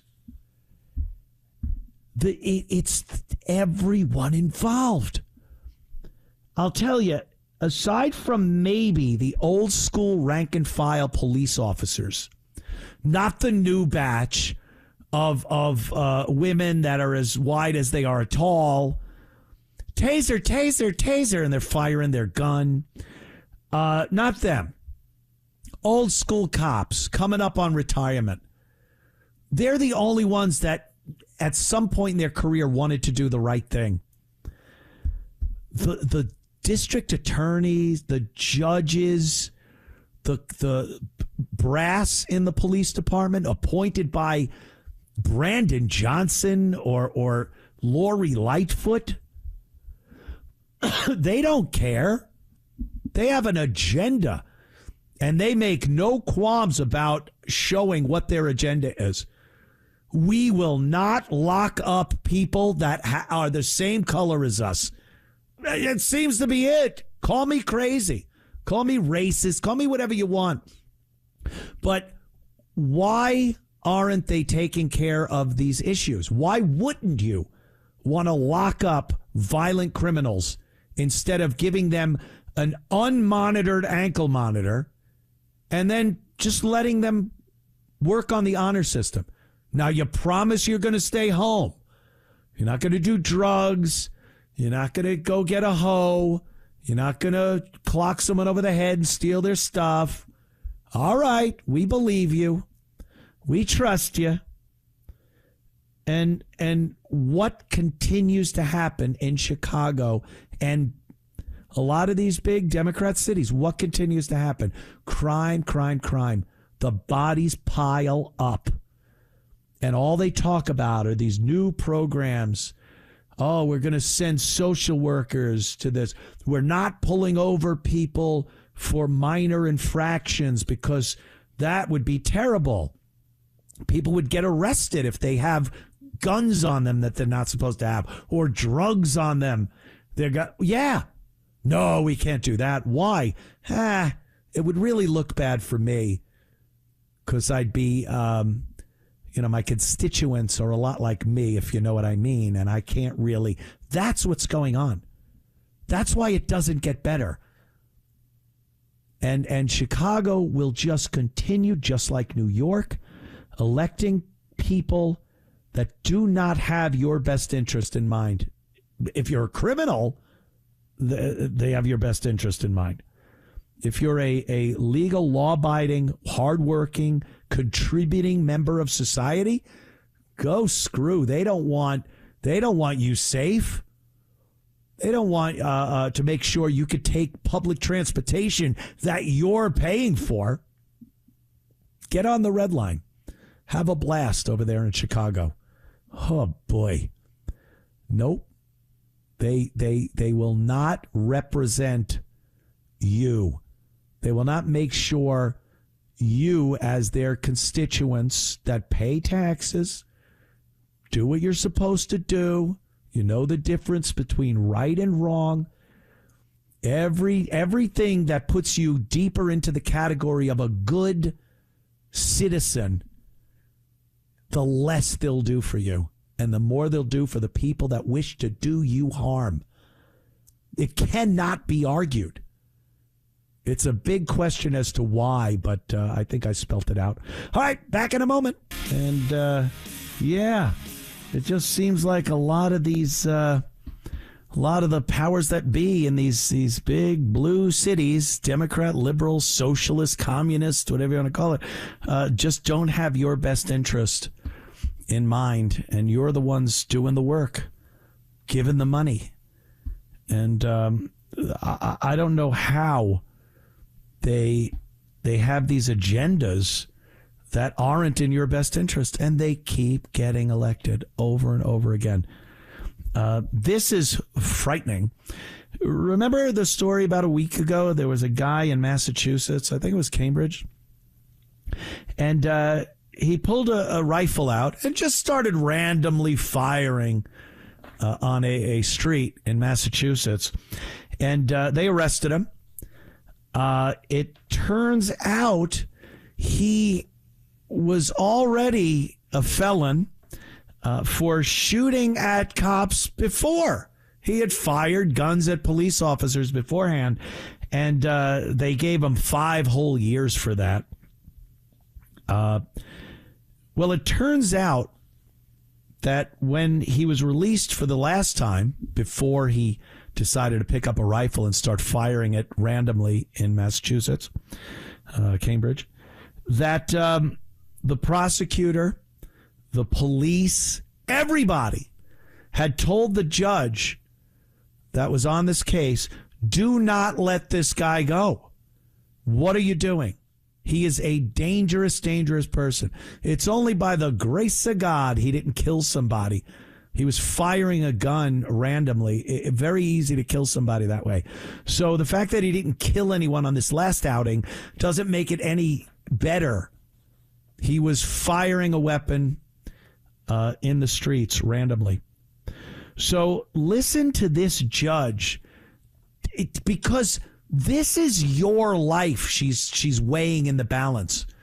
When she's talking and saying she's willing to take a chance, that there's a chance she's taking on this convicted felon who was released from jail for shooting at police officers. When she talks about a chance, what does she mean? Let's listen to the clip first. AC3. Mr. Brown, I do realize I'm kind of taking a chance on you. And, you know, when people stand up, experienced police officers, experienced probation officers, and they tell me this guy is a danger to the community, then I hear that, and it gives me, I can't look into a crystal ball and figure out what's going to happen once you get out. But I do understand that I am taking a risk here. Taking a risk, taking a chance. Think about what you do when you take a chance. Let's go to Vegas or Atlantic City. I'm taking a chance. I'm taking my money and I'm putting it up here to bet. And if I win, I get double my money. If I lose, I get my money taken away and I don't have any money. There's taking a chance. What is she taking a chance on? If I win, this guy doesn't commit any more crimes against humanity. If I lose, someone pays, some random citizen pays with their life, their money, whatever else, they get PTSD for the rest of their life from being robbed or raped. She's taking that chance. She thinks she has the right to bet the public safety against the chance that this guy is going to stay all of a sudden stay on the straight and narrow. How dare she? How the hell does she think she has the right to bet with the public safety? It's no skin off her ass. She doesn't have a stake in the game. She doesn't get fired or jailed if this piece of garbage goes out and commits more crime and hurts people. What chance is she taking? Oh, I'm taking a big chance. No, you're making the public take a chance that someone's getting hurt or killed. Why?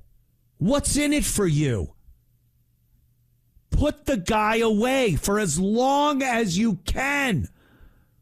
If you can let him go or you can lock him up, lock him up. There's no upside to letting these monsters back out on the street. No upside.